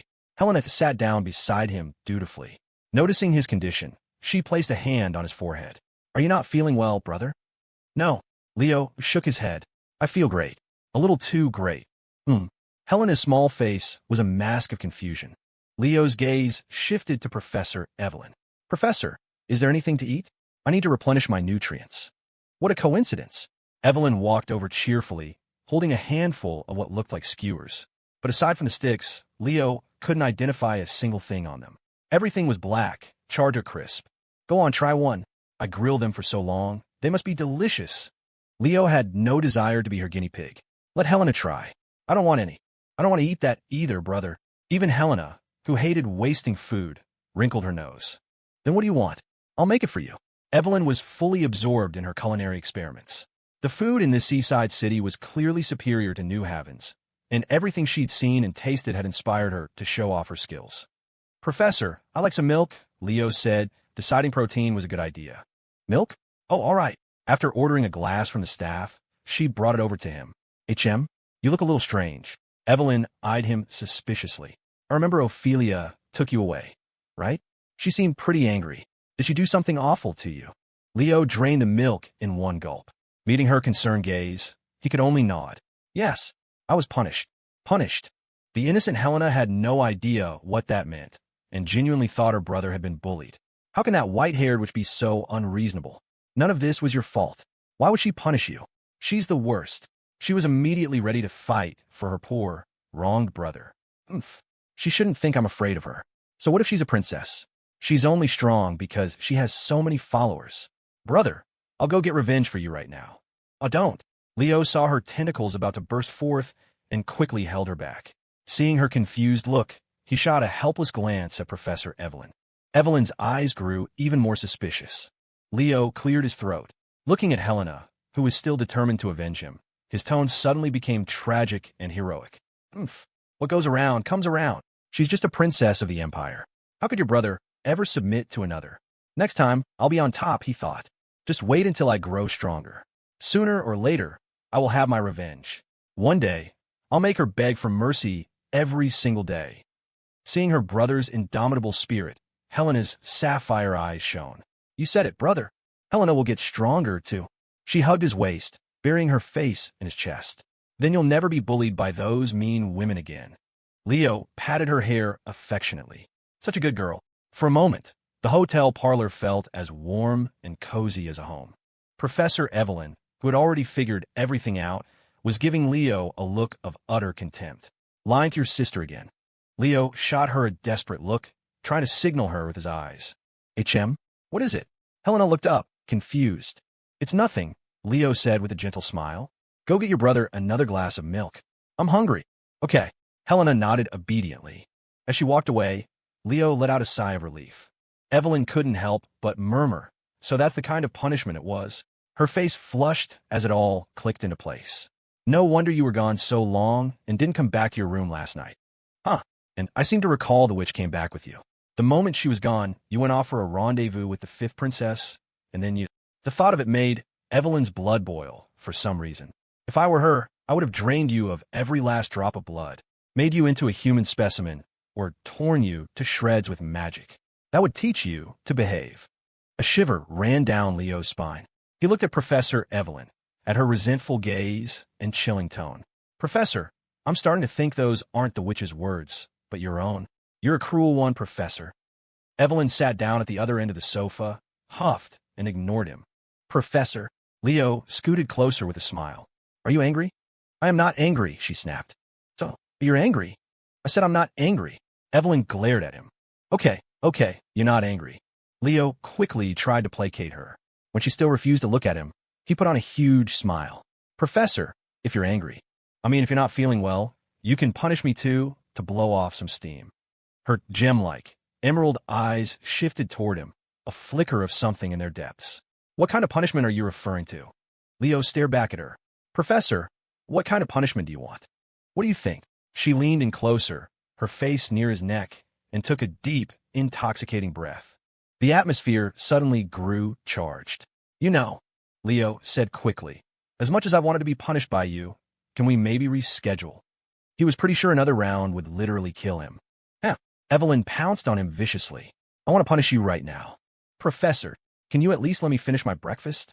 Hee, out of energy? Even better. Just one more glass of milk. As they were wrestling playfully, an unexpected visitor arrived, interrupting them. They both looked up. Evelyn froze. Leo studied the newcomer. It was a woman dressed rather strangely for the heat in a long coat. On her head, however, she had adopted the local custom, wearing a wide-brimmed sun hat. After entering the lobby, she elegantly closed her parasol, and her eyes immediately found Evelyn. "My lady?" she asked, a little surprised to see Evelyn in such an intimate position with Leo on the sofa. "And," Evelyn said, smoothing her messy hair, "what are you doing here? Are you really out and about in this sun?" Leo sized up the exquisitely featured woman. This vampire, named and was someone he'd encountered in a previous save file. She was the Abraham family's housekeeper and seemed to hold a very high position. "To find you, of course, my lady." Anne's eyes quickly scanned Leo before settling on Evelyn with a chiding look. "Why did you run off to such a faraway place without a word? Porta Brugge is dangerous. Do you have any idea how worried your father and mother are?" "And spare me the lecture." Evelyn knew exactly why she was here. She waved her hand impatiently. "You don't have to keep telling me to come back. I'm not going. The matter is closed." And looked at Evelyn helplessly. But as if expecting this, she smiled gently. "Please don't be alarmed, my lady. Your father has already agreed to let you live on your own. Next month is his birthday, and he just wants to see you again. So, please come back with me for a visit." Evelyn was taken aback. "What?" And smiled warmly. "It's been so many years, after all. There's no point in letting this go on. I believe he has seen your determination. I, too, hope that you and your father can mend your strained relationship." Leo glanced at Evelyn. Though she didn't show much emotion, he knew her well enough to see that she was tempted. Evelyn didn't agree immediately. She smiled. "Let's not rush things. Let me think about it. And you've come all this way from the north to find me. You should get some rest." Then she added, "By the way, have you eaten today? Let me treat you. The seafood in Porta Brugge is incredibly fresh." And stood frozen, a look of complete bewilderment on her face. "My lady, what did you just say? You want to treat me to a meal?" Evelyn suddenly realized her mistake and slapped her forehead. "I completely forgot. We bloodkin don't eat food." Leo sat to the side, trying not to laugh as he listened to their conversation. But as he listened, a system notification suddenly popped up. The shadow over Hegra's mission complete. Chapter ended. Distributing mission rewards. Please check your inventory. New chapter updated. A vampire's feast. As evening approached, the entire city was bathed in the warm, golden light of the setting sun. Leo admired the view of the sunset and the sea for a moment before turning his attention back to Helena, who was helping him in the kitchen. "Hand me that knife." "Okay, brother." Leo's knife skills were fast, precise, and ruthless. He pinned down a slippery octopus and sliced its head off in one clean motion, leaving only 8 writhing tentacles on the cutting board. Helena shuddered at the sight. "Now, pass me the seasonings." "Oh." Soon, a perfectly grilled octopus, aromatic and beautifully colored, was plated. He moved on to the next dish, but noticed the silence behind him. He turned around to find Helena, with a strange expression on her face. "Brother, see, can I not eat this?" "Of course," Leo said. He knew she never liked slimy things, so this dish wasn't for her anyway. But even after he said that, her mood seemed off. Her eyes wouldn't even look at the tentacles he had grilled to a golden brown. Leo blinked, and then it clicked. Is this what they call empathy? Did she just project herself onto that octopus? He couldn't help but smile as he started prepping other ingredients. Leo was preparing dinner for everyone. It wasn't that the hotel food was bad, but he felt that since they were all finally together, he wanted to cap off their rare seaside trip with a perfect meal. "Helena, hand me that thing. That one, and that one over there." "Okay." As his little helper, Helena was exceptionally competent. At his command, various bottles, jars, and utensils from different corners of the kitchen were delivered to him in under a second. The reason was simple. Helena had many hands. Watching Helena work systematically with her 6 hands to assist Leo, the hotel manager swallowed hard. If this man weren't a friend of the princess, he would have already called the police and the church. "Mr. Sterling, here is the wok you requested." "Ah, perfect." Leo tested its weight, adjusted the flame, and began stir-frying with impressive flair. The hotel manager stared at the cooking technique he had never seen before, not daring to ask a single question. He shot a nervous glance at the beautiful girl and the 6 tentacles emerging from under her dress, then fled the kitchen. Finally, no more damn potatoes. Leo had long complained about the unspeakable quality of Wigneran cuisine and its lack of variety. Today, he was going to show off his skills and, while he was at it, teach Helena a few things so she could cook for him in the future. As a series of novel dishes they had never seen before were brought to the table, Evelyn emerged from Anne's room. "Professor, are you two done talking?" Leo looked at her, sensing her troubled mood. "Yeah." She sat down and casually popped a golden fried shrimp ball into her mouth. "The family is preparing for my father's 80th birthday banquet. He doesn't want to make a big deal of it, just inviting a few close, noble friends. And, well, he wants me to be there. Says he misses me. It has been a few years since I've been home. Hey, this shrimp ball is pretty good." "You're saying the Duke is turning 80? Leo had a smile. "Don't you mean 800? Or maybe 1800? Evelyn shook her head wearily. "That's what we have to tell the outside world. Not many people know the Abraham family is a clan of bloodkin." "Fair enough." Leo nodded. Just as no one knew the Wigner and royal family were anomalies, few knew the truth about the Abrahams. The Abraham family held a prominent position in the empire, with a permanent seat in the upper house of parliament and a fiefdom in the north that was practically a private kingdom. To have maintained such privileges through several generations of emperors, centralizing power was a unique achievement, all thanks to the honor won by the previous family head, Duke Victor's uncle, General Abraham. General Abraham had fought alongside Emperor Antiochus, earning great merit and transforming Wigner from a small border state into a vast empire.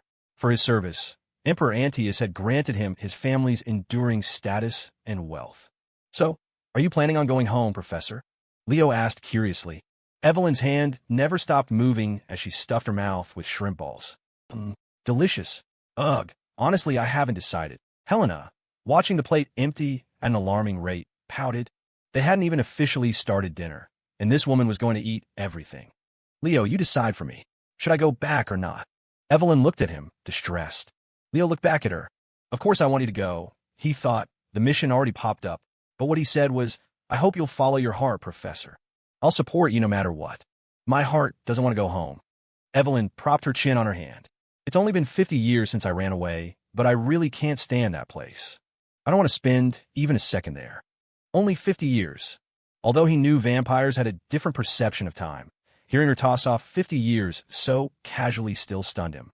Evelyn continued to mutter, "Besides, we parted on such bad terms. If I go back, I have no idea how I'd face him and my stepmother."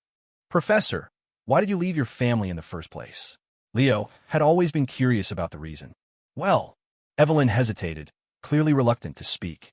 But meeting Leo's gaze, she finally made up her mind. "If it's you, I don't mind telling you. Just don't think I'm being childish and willful." Leo nodded gently. Evelyn sighed. "You're so interested in anomalies. You must know how insane and ugly they can be when they lose control." "Of course." Her gem-like emerald eyes fixed on him. "Anomalies with their short lifespans are ugly enough when they go mad. But what if I told you that my home is filled with old monsters who have lived for 1,000, even 2,000 years?" The thought brought a look of disgust to her face, and she lost her appetite. To outsiders, the Abraham family is a great noble house, glamorous and brilliant.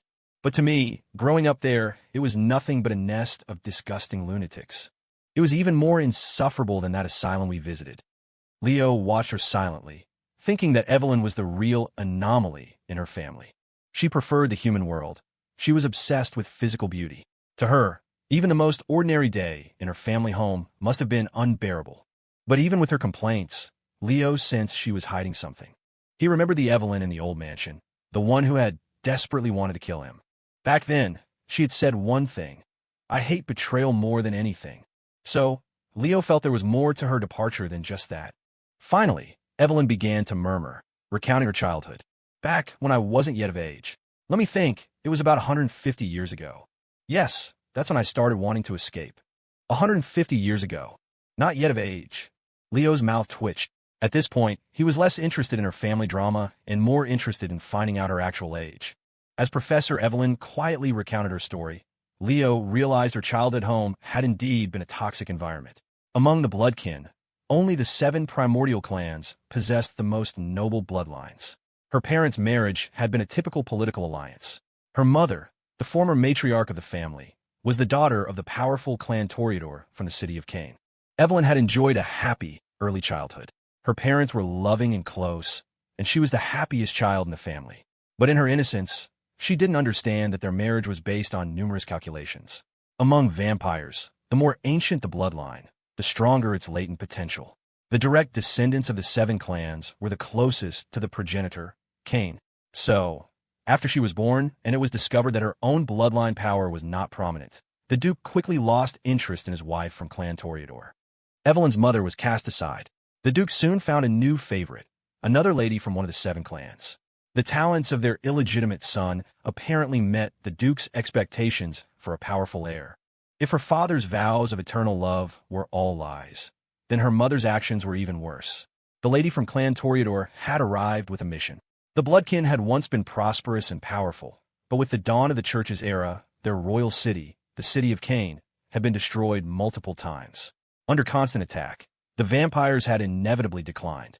Of the 7 clans, only the traitorous Ibrahams, who had aligned with the rising Wigner Empire, remained relatively prosperous. This naturally made the other families envious.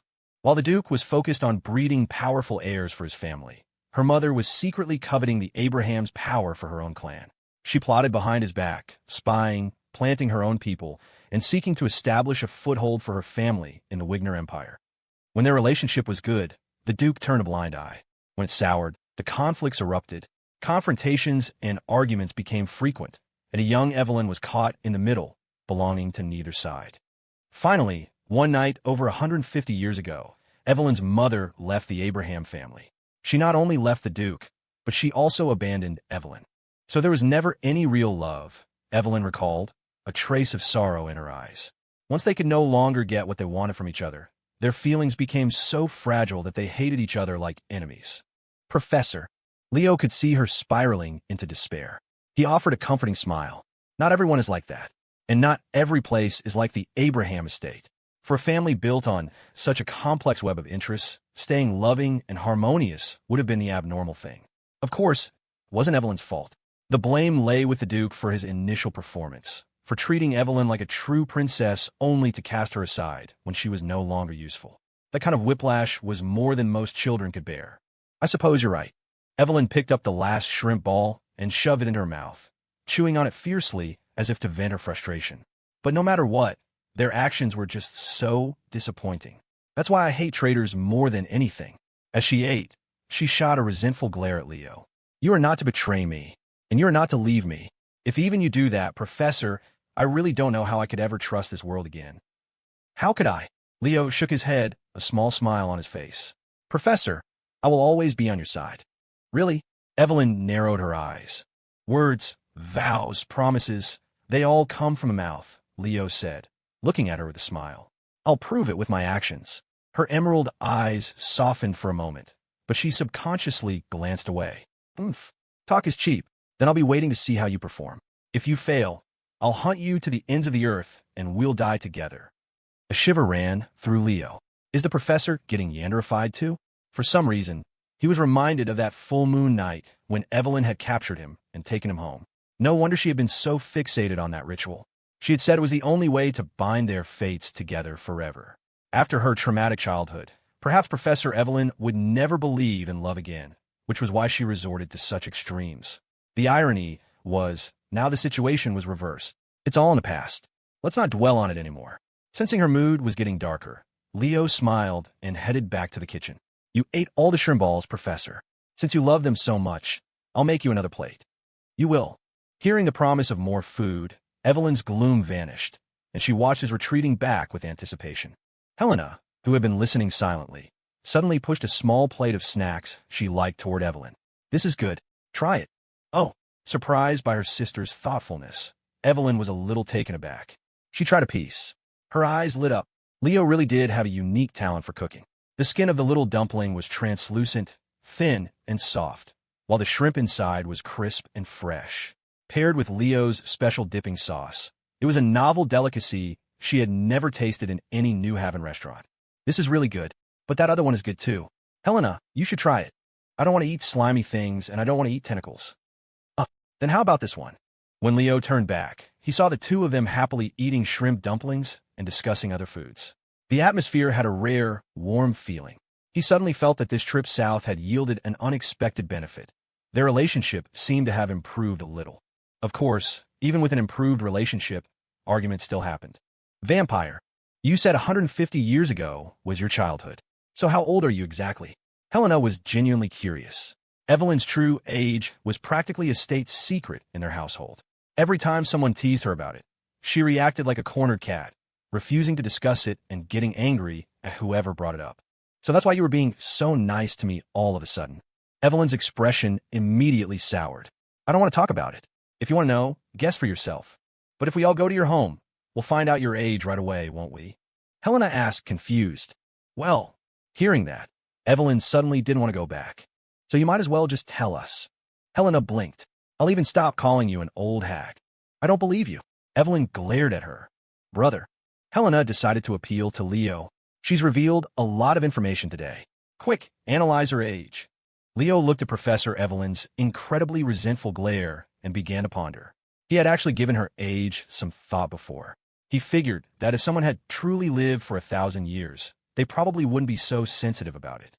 Therefore, Evelyn was likely only a little older than a normal human, which was why she felt old when compared to her younger colleagues and friends. Combining that with the known facts, that high-ranking vampires could easily live to 1,000 years barring accidents. Princes of the Blood lived for around 2,000, and their primordial ancestors were said to be immortal but merely sleeping. He made a rough calculation. 100 years for a high-ranking vampire was equivalent to 10 for a human. The professor should have just recently come of age. Add to that her constant insistence that she was 26, and her age should fall somewhere in the 200 to 300 range. Leo looked at Evelyn silently, feeling he was close to the truth. Evelyn, meanwhile, lowered her head in panic and buried herself in her food, muttering anxiously, I knew I shouldn't have told you all this. I regret it so much. I don't want to go home anymore. After placing the final dish on the table, Leo smiled at her. She looked like a cute ostrich with its head in the sand. Don't worry, Professor. If you don't want to say, I won't ask. But you still want to go back deep down, don't you? Why don't you help me think of a gift for the Duke's 80th birthday? If I go back with you to see him, it wouldn't be right to show up empty-handed. Evelyn cautiously raised her head. Seeing that the teasing light in Leo's eyes was gone, she breathed a sigh of relief. It doesn't matter what you give him. He's lived for so long. What hasn't he seen? He won't be displeased no matter what you bring. That won't do. Leo suddenly felt a little nervous, a strange feeling akin to meeting his father-in-law. Evelyn saw his anxiety and smiled. Really, don't overthink it. Because no matter what, as a human, you could never give him something he truly desires. Do you know what those old monsters like most? Would you dare to give it to him? What is it? Leo was curious. What do vampires like? Human blood, of course. Evelyn chuckled. And our esteemed Duke has a peculiar taste. He loves to drink the blood of powerful humans. It does nothing to enhance his own strength, mind you, but he just loves the pointless ceremony of it all. Leo thought to himself, is this the vampire equivalent of you or what you eat? But Evelyn was right. It was meaningless.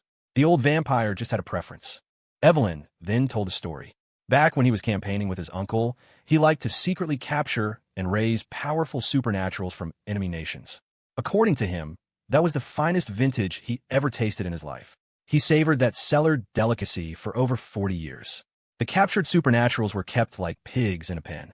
In the end, their bodies atrophied completely. They couldn't even speak or walk. Later, the Empire entered a long period of peace, and he could no longer slaughter supernaturals on a large scale, which he apparently regrets. Hearing this, Helena shivered, and a chill went down Leo's spine. He pictured the scene of those vintages being farmed, and he finally understood the atmosphere of the Abraham household. You two are more alike than you think. He couldn't help but retort internally. He picks his food based on strength, and you pick yours based on looks. Professor Evelyn was so concerned with her own beauty. Wasn't that a form of you are what you eat in its own way? I'm nothing like him. Evelyn sniffed, rolling her eyes. I just have high standards. Well, Leo asked again, do you vampires drink alcohol?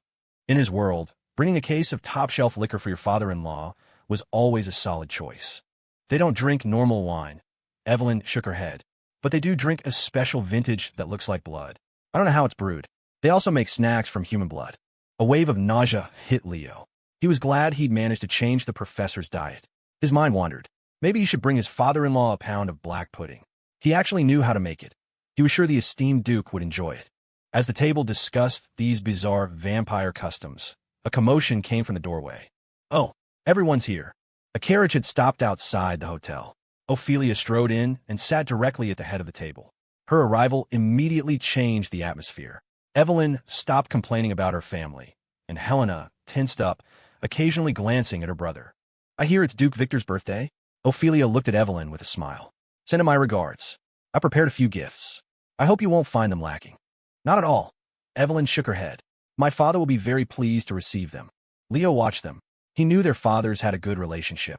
Even when King Charles II began to systematically purge the entrenched anomaly families from the country, Duke Victor had stood firmly with the emperor, defying opposition from within his own family.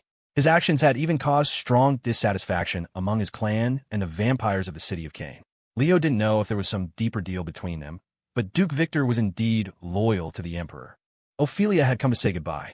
Her gaze lingered on Leo. My father's people have found me. Once I've dealt with my ancestor's situation, I have to report back to him. I'll likely be leaving Port of Brugge before you. Leo, seeing her travel-worn appearance, smiled and handed her a set of cutlery. There's time to eat before you go. Ophelia glanced at the laden table, her eyes drawn to the dishes Leo had so carefully prepared. Not bad. You knew I was leaving and made all this just for me.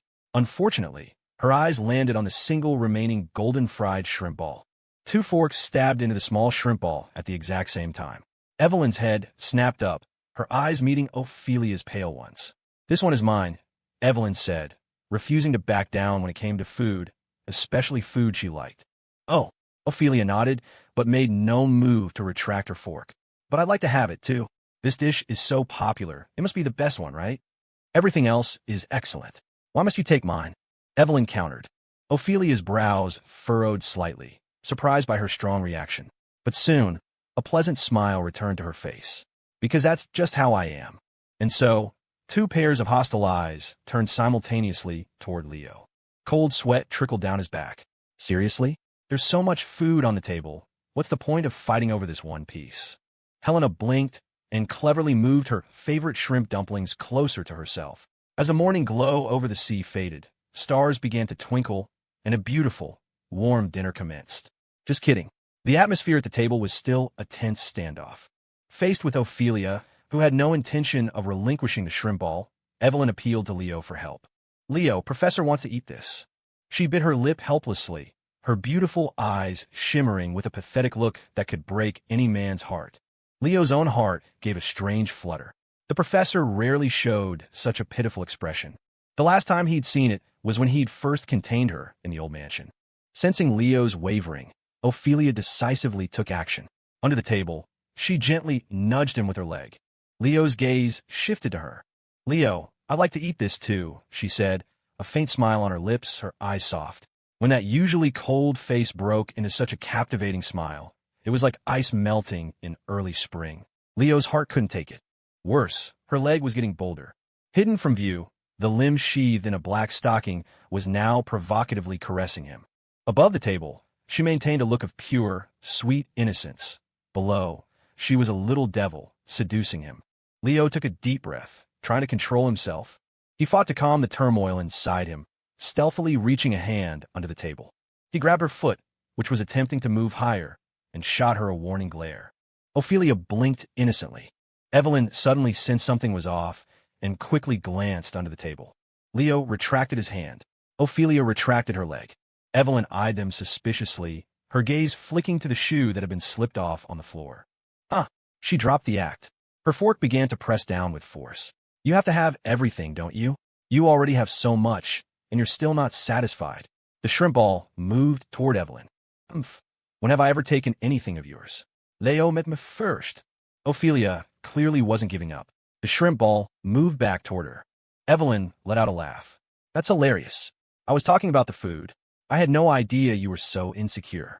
Ophelia froze for a second, but her grip on the fork didn't loosen. Whether it's Leo or the food, what I set my sights on is mine. So it's true. Everyone from the royal family is just as bossy and insufferable as you are. Seeing that they were about to come to blows over a single shrimp ball, Leo quickly stood up. Hey, if you both love it so much, why don't I just go make another plate? No, I want this one. Evelyn's stubborn streak flared. So do I. Ophelia was even more stubborn. Suddenly, both pairs of eyes fixed on Leo. One gaze was mournful, the other resolute. Leo, you decide. No need to think. He's obviously going to give it to me. Leo looked at them, speechless. He glanced over to the edge of the battlefield, where Helena was silently devouring her food. The shrimp dumplings were a great accompaniment to rice. She nearly finished them all. His brain went into overdrive. Suddenly, he had an idea. Helena, don't just eat the dumplings. This is made of shrimp too. It's delicious. He snatched the poor, contested shrimp ball and held it gently to Helena's mouth. Helena looked up, dazed, a bit of sauce still on the corner of her lips. Leo nudged it forward. Helena obediently opened her mouth. After a bite, she blinked her sapphire eyes in confusion. It's pretty good. Thanks, brother. Of course. Leo patted her head. Good girls don't fight over food. Ophelia and Evelyn exchanged a look. Then they both turned to Leo, their faces blank. But they didn't say anything more. Leo sat back down, breathing a quiet sigh of relief. It's perfectly normal for a brother to dote on his sister, right? Seeing the table finally quiet down, he felt like a genius. The family dinner at last took on a semblance of warmth. Leo continued to place food on Helena's plate until it was piled high. Thank you, brother, but it's too much. Helena was both touched and exasperated. It's fine, eat up. I have faith in your appetite. Leo gave her a braised chicken leg. Evelyn shot him a mournful look. Leo, I want one too. Leo smiled and gave her a chicken leg as well. A pointed cough came from his side. Leo turned to see a pair of disapproving pale eyes and, of course, gave her one too. With everyone served, the dinner grew even more peaceful and harmonious, until the last person arrived. Oh, you're all here. Everyone looked up to see the witch. Tilly was also covered in dust from travel. Seeing that the spots next to Leo were taken, she grabbed a random chair and sat at the far end of the table. Phew, I'm exhausted. I teleported all over the place today. My magic is almost completely drained. What were you busy with? Leo asked. Tilly didn't bother hiding anything. First, I did a sweep of Port of Brugge and rounded up the remnants of Gould's followers. Anyone who didn't like it, I killed. Then I went back to the islands to deal with those annoying elders. Leo nodded. The islands she mentioned were in the vast sea at the continent's southern tip. Many of them were uninhabited and rarely touched by mainland powers, which was where the Council of Elders was located. So you're preparing to consolidate the entire order of magical arcanists? Ophelia asked suddenly. Tilly nodded. That's right. How are things on your end? Have you managed to keep the news about your ancestor under wraps? Ophelia had indeed been busy with that matter. She sighed, looking weary. A few bishops from the church came over from New Haven, along with the Royal Mage Corps. They worked together to reinforce the seal on the island. My ancestor seems to have eaten her fill and gone back to sleep. The next time she wakes up, it should be a few hundred years from now. That's good news, Tilly said with a smile. Ophelia looked at the witch, who seemed completely unconcerned, and frowned. But it's not over. Because of you. Me? Tilly blinked. Ophelia pursed her lips. Haven't you noticed the city is already under a quiet lockdown? And you just waltzed in here? You need to register to enter or leave the city now. Nightly orders from several southern dioceses have been sent as reinforcements. The church is going door to door, checking for residual magic. And all of it is for you, the Witch of Calamity, Tilly. Number 1 on the wanted list, the evil dark sorceress and leader responsible for this whole incident. That description, Tilly said, annoyed. Couldn't they have gone with a righteous sorceress who turned the tide and sealed the anomalous monster? In your dreams. Ophelia's expression turned threatening. You are now the church's number 1 enemy and a scourge upon the empire. If you don't want me to leak your whereabouts to them, you should be properly grateful to me. But even if you told them they couldn't catch me, Tilly said, helping herself to a braised chicken leg, since everyone else had one. Huh, Ophelia sneered. Such arrogance. Correction, arrogance comes from an overestimation of oneself. I'm not like you. This is confidence, not arrogance. Tilly took a bite of the chicken, finding it quite tasty. Seeing the growing hostility in Ophelia's eyes, Leo forcibly interrupted their harmonious exchange. You should probably keep a low profile for a while. The Order of the Holy Edict isn't entirely incompetent. I know you're strong, but just to be safe, you should avoid using magic frequently on their turf for now. The Order of the Holy Edict is nothing compared to the Orthodox Church in the East. Tilly said dismissively, still eating her chicken. But seeing Leo's disapproving look, she finally mumbled, Fine, I'll listen to you. Speaking of the Eastern Church, Tilly was suddenly reminded of something. Right, when I was back with the elders, I heard some rather unusual news. All eyes turned to her. Tilly put down her chicken leg and said slowly, Over the past month, there's been a lot of communication between the See of Sistun in Norsgal and the Diocese of Florenza, Castoria, the Winter Diocese in the north, and the Wieland Diocese in the west. While it's obviously related to the replacement of bishops after the Pope's death, our Council of Elders has marked it as a high-priority concern. After she finished, a brief silence fell over the table. Ophelia shot a strange look at Leo. Leo knew what she was thinking. Each of those dioceses represented a country, located to the southeast, northeast, north, and far west of Wigner. Norscal, Wigner's mortal enemy, was directly to the east. It was as if an invisible net was closing in, surrounding the entire Wigner Empire. After Tilly described the subtle shift in the political landscape, Leo was lost in thought. Since Wigner had annexed the last independent duchy on its border, the continent had enjoyed a century of relative peace, free from major wars. But beneath the calm surface, an undercurrent of turmoil was brewing. Every nation on the northern continent was wary of the rapidly rising Wigner Empire, especially Norscal. Norscal was a remnant of a unified empire that had ended the Dark Ages 1,500 years ago. Relying on the Church of Light, they had spread the faith of the God of Light across the entire continent. Even after that unified empire quickly collapsed, faith in the true God remained deeply ingrained in the hearts of the people. For centuries, the theocracy had been able to infiltrate every country, and even the secular lords in power could hardly interfere with the authority of their local diocese. Bishops and priests were all appointed by the See of Sistan. In other words, Norscal was the de facto leader of the Old World Order, and, of course, the leader would be wary of a powerful up-and-comer, especially one that was so formidable. Long ago, when Wigner orchestrated the East-West Schism, Norscal had called upon the nations of the continent to form a grand anti-Wigner alliance to crush the heretic nation. But when Wigner's armies marched to the foot of the holy mountain in Sistan, the theocracy backed down, and the alliance collapsed on its own. They couldn't win then, and the Wigner of today was a different beast entirely. It was even more powerful. Besides, Wigner's merchants now preferred to conquer the world with affordable, high-quality goods. They avoided war if they could. So, a grand anti-Wigner alliance had never materialized again. But now, the intelligence Tilly brought back carried the scent of war clouds gathering on the horizon. Seeing the worried expressions on Leo and Ophelia's faces, Evelyn asked, "Is the theocracy stirring up trouble again? I thought they learned their lesson last time. Are you too sure you're not just being paranoid?" "The theocracy today doesn't have the same influence it did 1,000 years ago," Ophelia said with a slight frown. "I hope it's just paranoia, because I can't imagine why they would do this. And Wigner is even harder to deal with now than it was before," Tilly added, chewing on her chicken leg as she discussed continental politics. "So either those guys in the theocracy have gone senile and are eager to die and return to the embrace of their god, or they have some ace up their sleeve that makes them think they have an advantage against Wigner." At this, the two of them exchanged a look.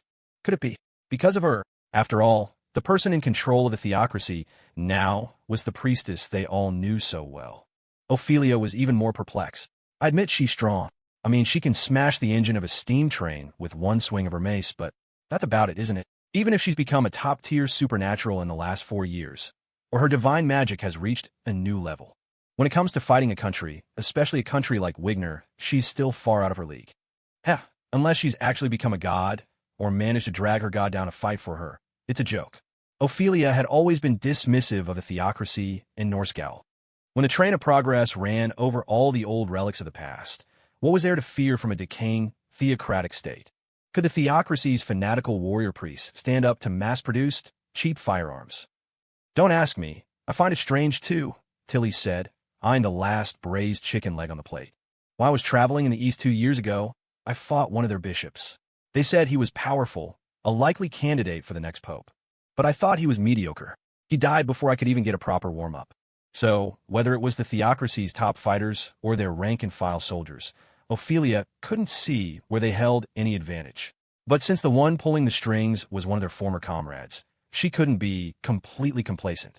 After all, the women around Leo were all exceptionally good at causing trouble. With that thought, she turned her gaze to the silent Leo. "Aren't you going to say something? You are her divine emissary, after all." Leo had only just learned of the situation himself. The headache was he truly had no idea what she was planning. He had a feeling she was about to do something monumental. "No matter what she wants to do, we just need to be prepared," Leo said after a moment. "Aside from Tilly, none of us are anywhere near the level of top-tier supernaturals. Let's use the month before we go to the Duke's fiefdom to get stronger." "Do I have to?" Ophelia sounded weary. "I'm so busy. And how am I supposed to train my abilities? By sleeping all day?" "You could train by sleeping?" "Train what?" Tilly reached for the last chicken leg. I thought sleeping was just a waste of time. But just as her hand was about to touch the food, the chicken leg on the plate suddenly transformed into a black, multi-legged insect. Tilly snatched her hand back in surprise. Not because she was afraid of bugs, but because the transformation was so sudden. Now do you understand the power of the Dreamlands? Ophelia elegantly picked up the insect, brought it to her lips, and it turned back into a braised chicken leg. Just an illusion, Tilly said dismissively. A cheap trick. As she spoke, the air warped, and an invisible force began to pull the chicken leg toward her. Ophelia, of course, was not about to give up. A bizarre, surreal scene began to unfold on the small dinner table. Leo watched them silently. Why did the scene feel so familiar? Round 2. My God, this time they're using the Dreamlands and gravity magic to fight over a chicken leg. Can't we just have a peaceful family dinner? Evelyn watched them fight, especially Ophelia, who was at a disadvantage, and a wide grin spread across her face. Now, this was satisfying. Helena continued to eat silently. Her brother kept putting food on her plate, as if afraid she would starve. Her brother was being especially nice to her today, and it made her so happy.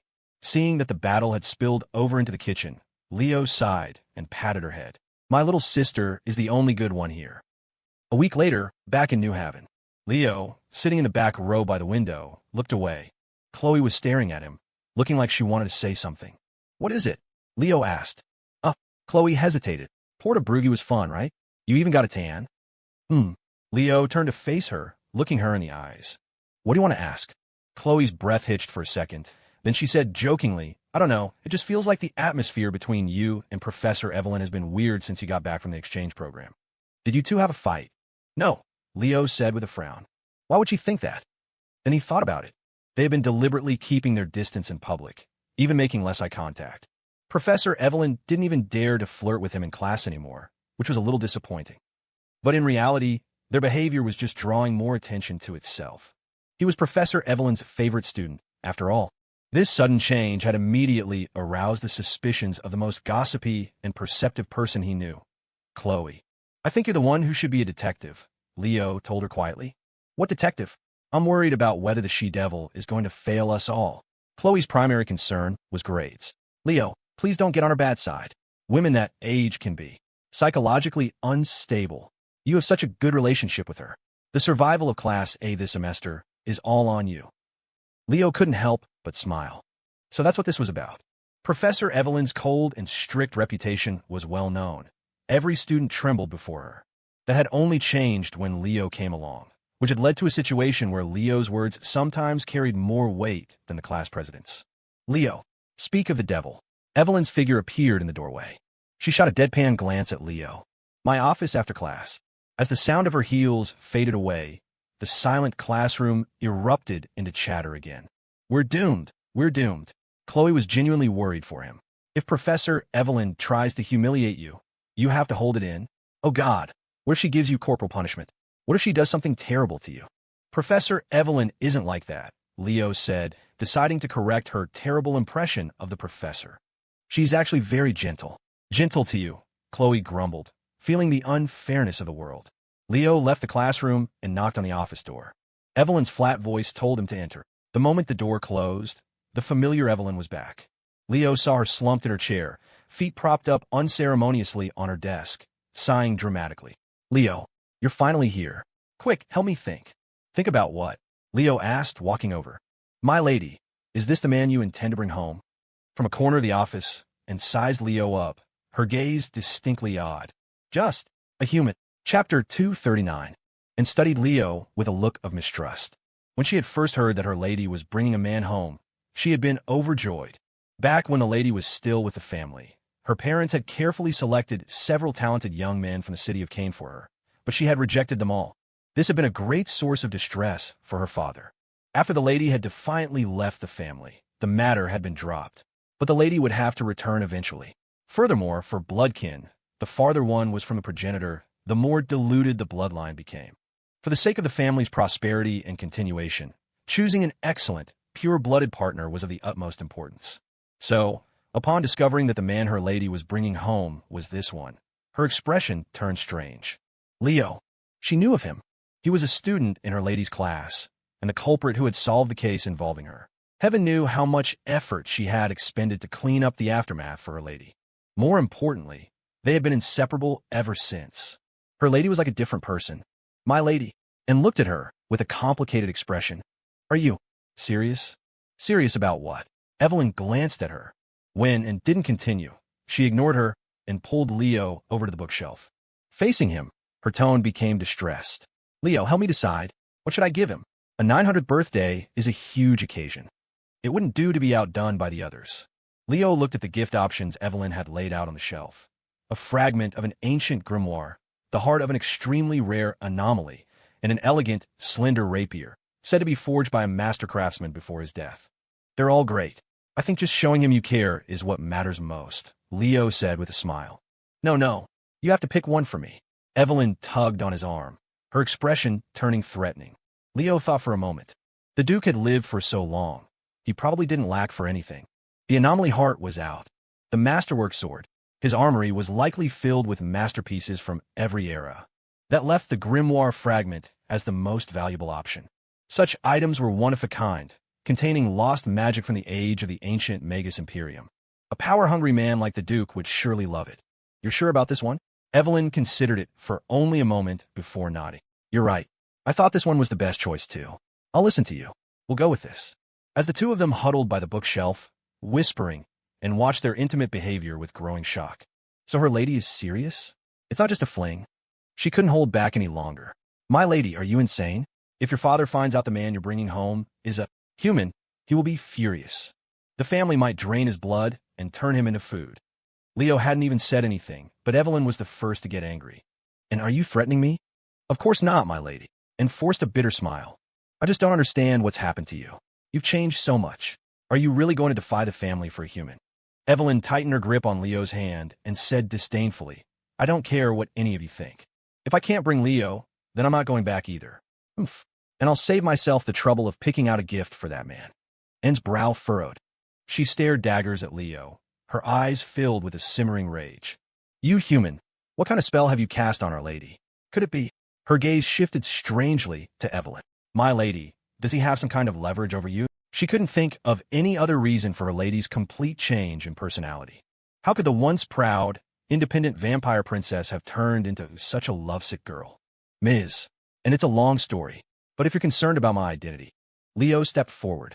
If the Abraham family was really so particular about this, he actually had a plan, but it would require a little cooperation from Anne. Don't waste my time. Anne's gaze turned instantly glacial.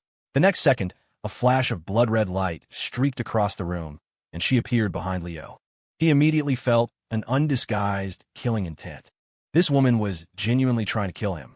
Leo, Evelyn cried out, whirling around to shield him. In that instant, a blue light pulsed through the office and was thrown back by a powerful wave of magic.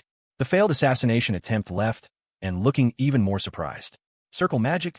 Leo, seeing that and hadn't succeeded, sneered. The housekeeper of the Abraham family can just murder her mistress's partner right in front of her? Is this the kind of discipline your family practices? He glanced at Evelyn, exasperated. Or have you just spoiled her rotten, letting her get away with such disrespect? That's not. Evelyn let out a huge sigh of relief, seeing that Leo was unharmed. She knew in strength. Not only was she a veteran who had watched her grow up, but she was also a deadly killer, responsible for many of the family's dirty secrets. For a moment, her heart had been pounding like a drum. She had been terrified that Leo would die. But after her relief washed over her, a strange thought occurred to her. She replayed what Leo had just said. He said, partner. Although they were as close as any young couple at the academy, neither of them had ever officially crossed that line, let alone said the word out loud. It was a little embarrassing. Leo glanced at Evelyn's blushing cheeks, bewildered. We're in the middle of a fight. Why is she blushing? And, oblivious to their inner thoughts, faced Leo and warily drew her weapon, a sharp wrist blade. I underestimated you, she said, her eyes narrowing. So you're a magic user, a traditional mage with an ancient lineage at that. Leo smiled faintly, putting on a mysterious air, though inwardly he knew he had only just learned the technique. It was thanks to the mission rewards he had recently received. 1, plus 20 to any attribute of your choice. He had dumped it all into magic power. 2, random low-tier talent. Elchigar School of Meditation. This was for magic recovery, about 5 points per hour of rest. 3. Random mid-tier talent, Sigil Shield. This skill consumed a certain amount of magic to instantly create a protective aura that could negate a degree of enemy attacks. It was what had blocked and strike. 4. Random high-tier item, Shining Trapezohedron. This one was complicated. Leo hadn't expected the high-tier reward to be this. He really didn't want to get involved with Nyarlathotep again. And yet, it could be used to summon a servant or scion of the crawling chaos, Nyarlathotep. Light suppresses the item's activation. Please use in a dark environment. Warning, extremely dangerous. Use with caution. Summoning the thing's minions to help him fight. Had it really become his ally? Since the item could be activated accidentally and cause a lot of trouble, Leo had it stored away like a holy relic in the old mansion. The thought of that malevolent entity soured his mood, and his gaze toward and grew more annoyed. He remembered from a previous save file how terrifyingly strong and was. The BSI agent who called himself the Wizard had been killed by her in an instant. It was hard to believe that after some time, he could now hold his own against her. While he was thinking and launch her next attack, the sharp wrist blade aimed straight for his throat. Anne's fighting style was different from Evelyn's. Evelyn liked to create spectacular displays with blood magic, making every battle a performance. Anne's attacks were brutally efficient. She relied on pure, overwhelming speed and strength. Any extraneous movement would just waste time that could be spent killing. The crimson edge that had just materialized in Leo's hand was shattered by a massive force, dissolving into a spray of blood. He himself was sent flying back into the wall. Seeing her murderous intent flare again, Leo pushed off the wall, and with a flash of red light, he instantly dodged her fatal blow. The office wall exploded with a boom. "And are you trying to get me fired?" Evelyn finally lost her temper and turned to see Leo standing with Evelyn, both of them holding identical crimson edges, facing the cold stares of her lady and Leo, and suddenly stopped her attack. She just stared in astonishment, murmuring, blood magic, so you're one of us?" And looked at Leo, confused. "But how can there be a bloodkin like you? You're clearly human. A half-breed?" "No. Procreation and the embrace are the only ways to create offspring. There are only high bloods and low bloods, no such thing as a half-breed." The housekeeper was utterly baffled. "That's what I was trying to tell you from the beginning," Leo said coolly. "My identity is special. I could be bloodkin, or I could be human, for your lady's sake, so she wouldn't be looked down upon. I wanted to discuss this with you. I could have pretended to be a vampire for a few days.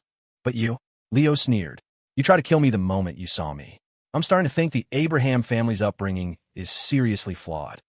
And was silent for a moment. She looked at Evelyn, who was now so angry she wouldn't even look at her. "My apologies, my lady. And Mr.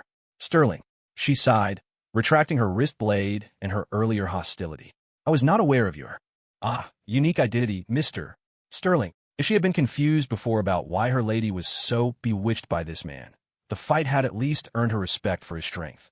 He was not a weak, ordinary human. In fact, his identity was deeply mysterious. "So, can you explain it to me now?" Chapter 240. Just as Leo was about to explain, Evelyn walked straight over, her expression impatient. "Explain what?" "There's nothing to explain." She knew what Leo was thinking. To save her from embarrassment in front of her family, he wanted to go back with her under the guise of being a bloodkin. But Evelyn thought it was ridiculous.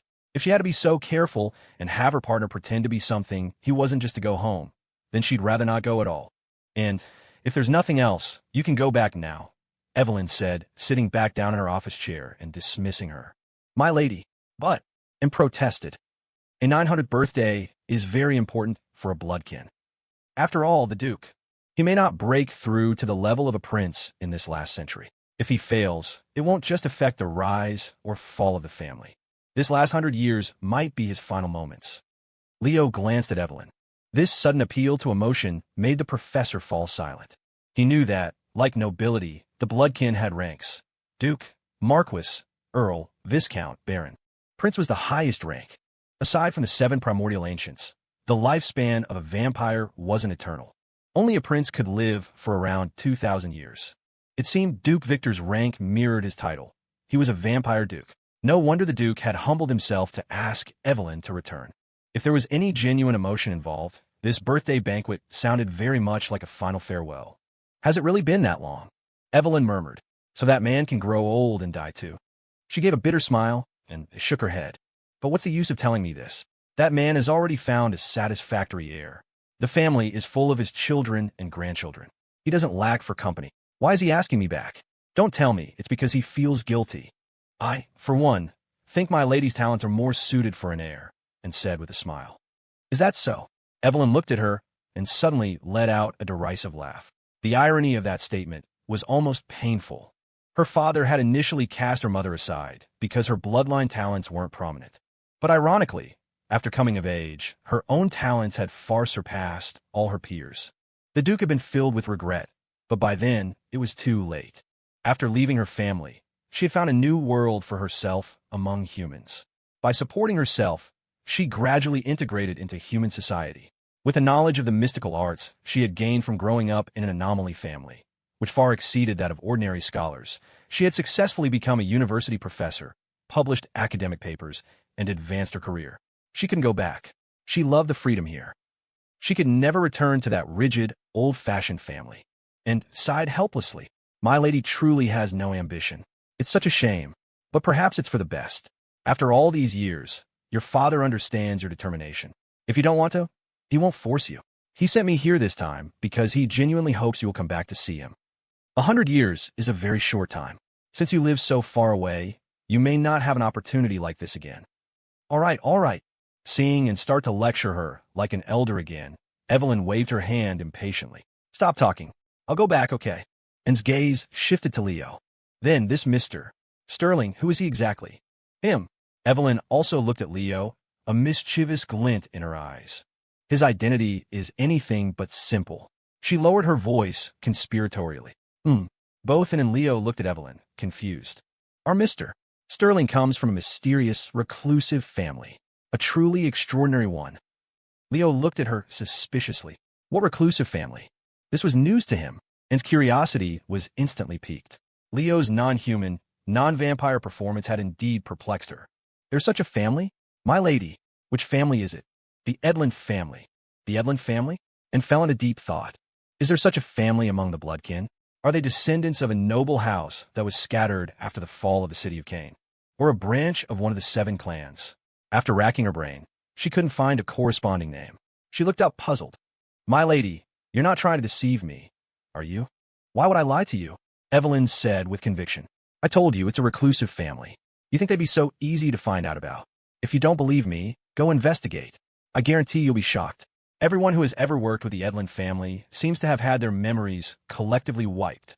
It's incredibly strange. What? Really? And couldn't believe such a family existed. Leo looked at Evelyn, exasperated. Evelyn maintained her deadpan expression.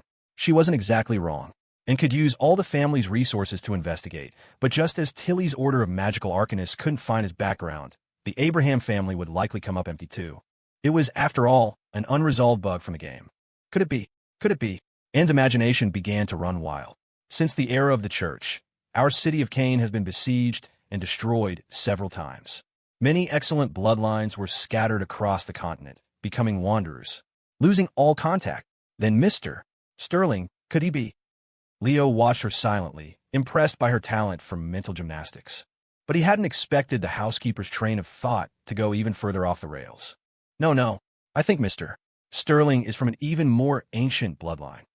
The progenitor, Cain, created his offspring out of loneliness. That is, his 13 children. There should have originally been 13 clans, but over the long course of history, only 7 have survived, and according to legend, the progenitor's earliest descendants were more like humans. As time went on, the less pure descendants were the ones more prone to corruption, more like beasts. The more Anne thought, the more it didn't add up. She immediately looked at Leo, eager to verify her theory. No, this is too important.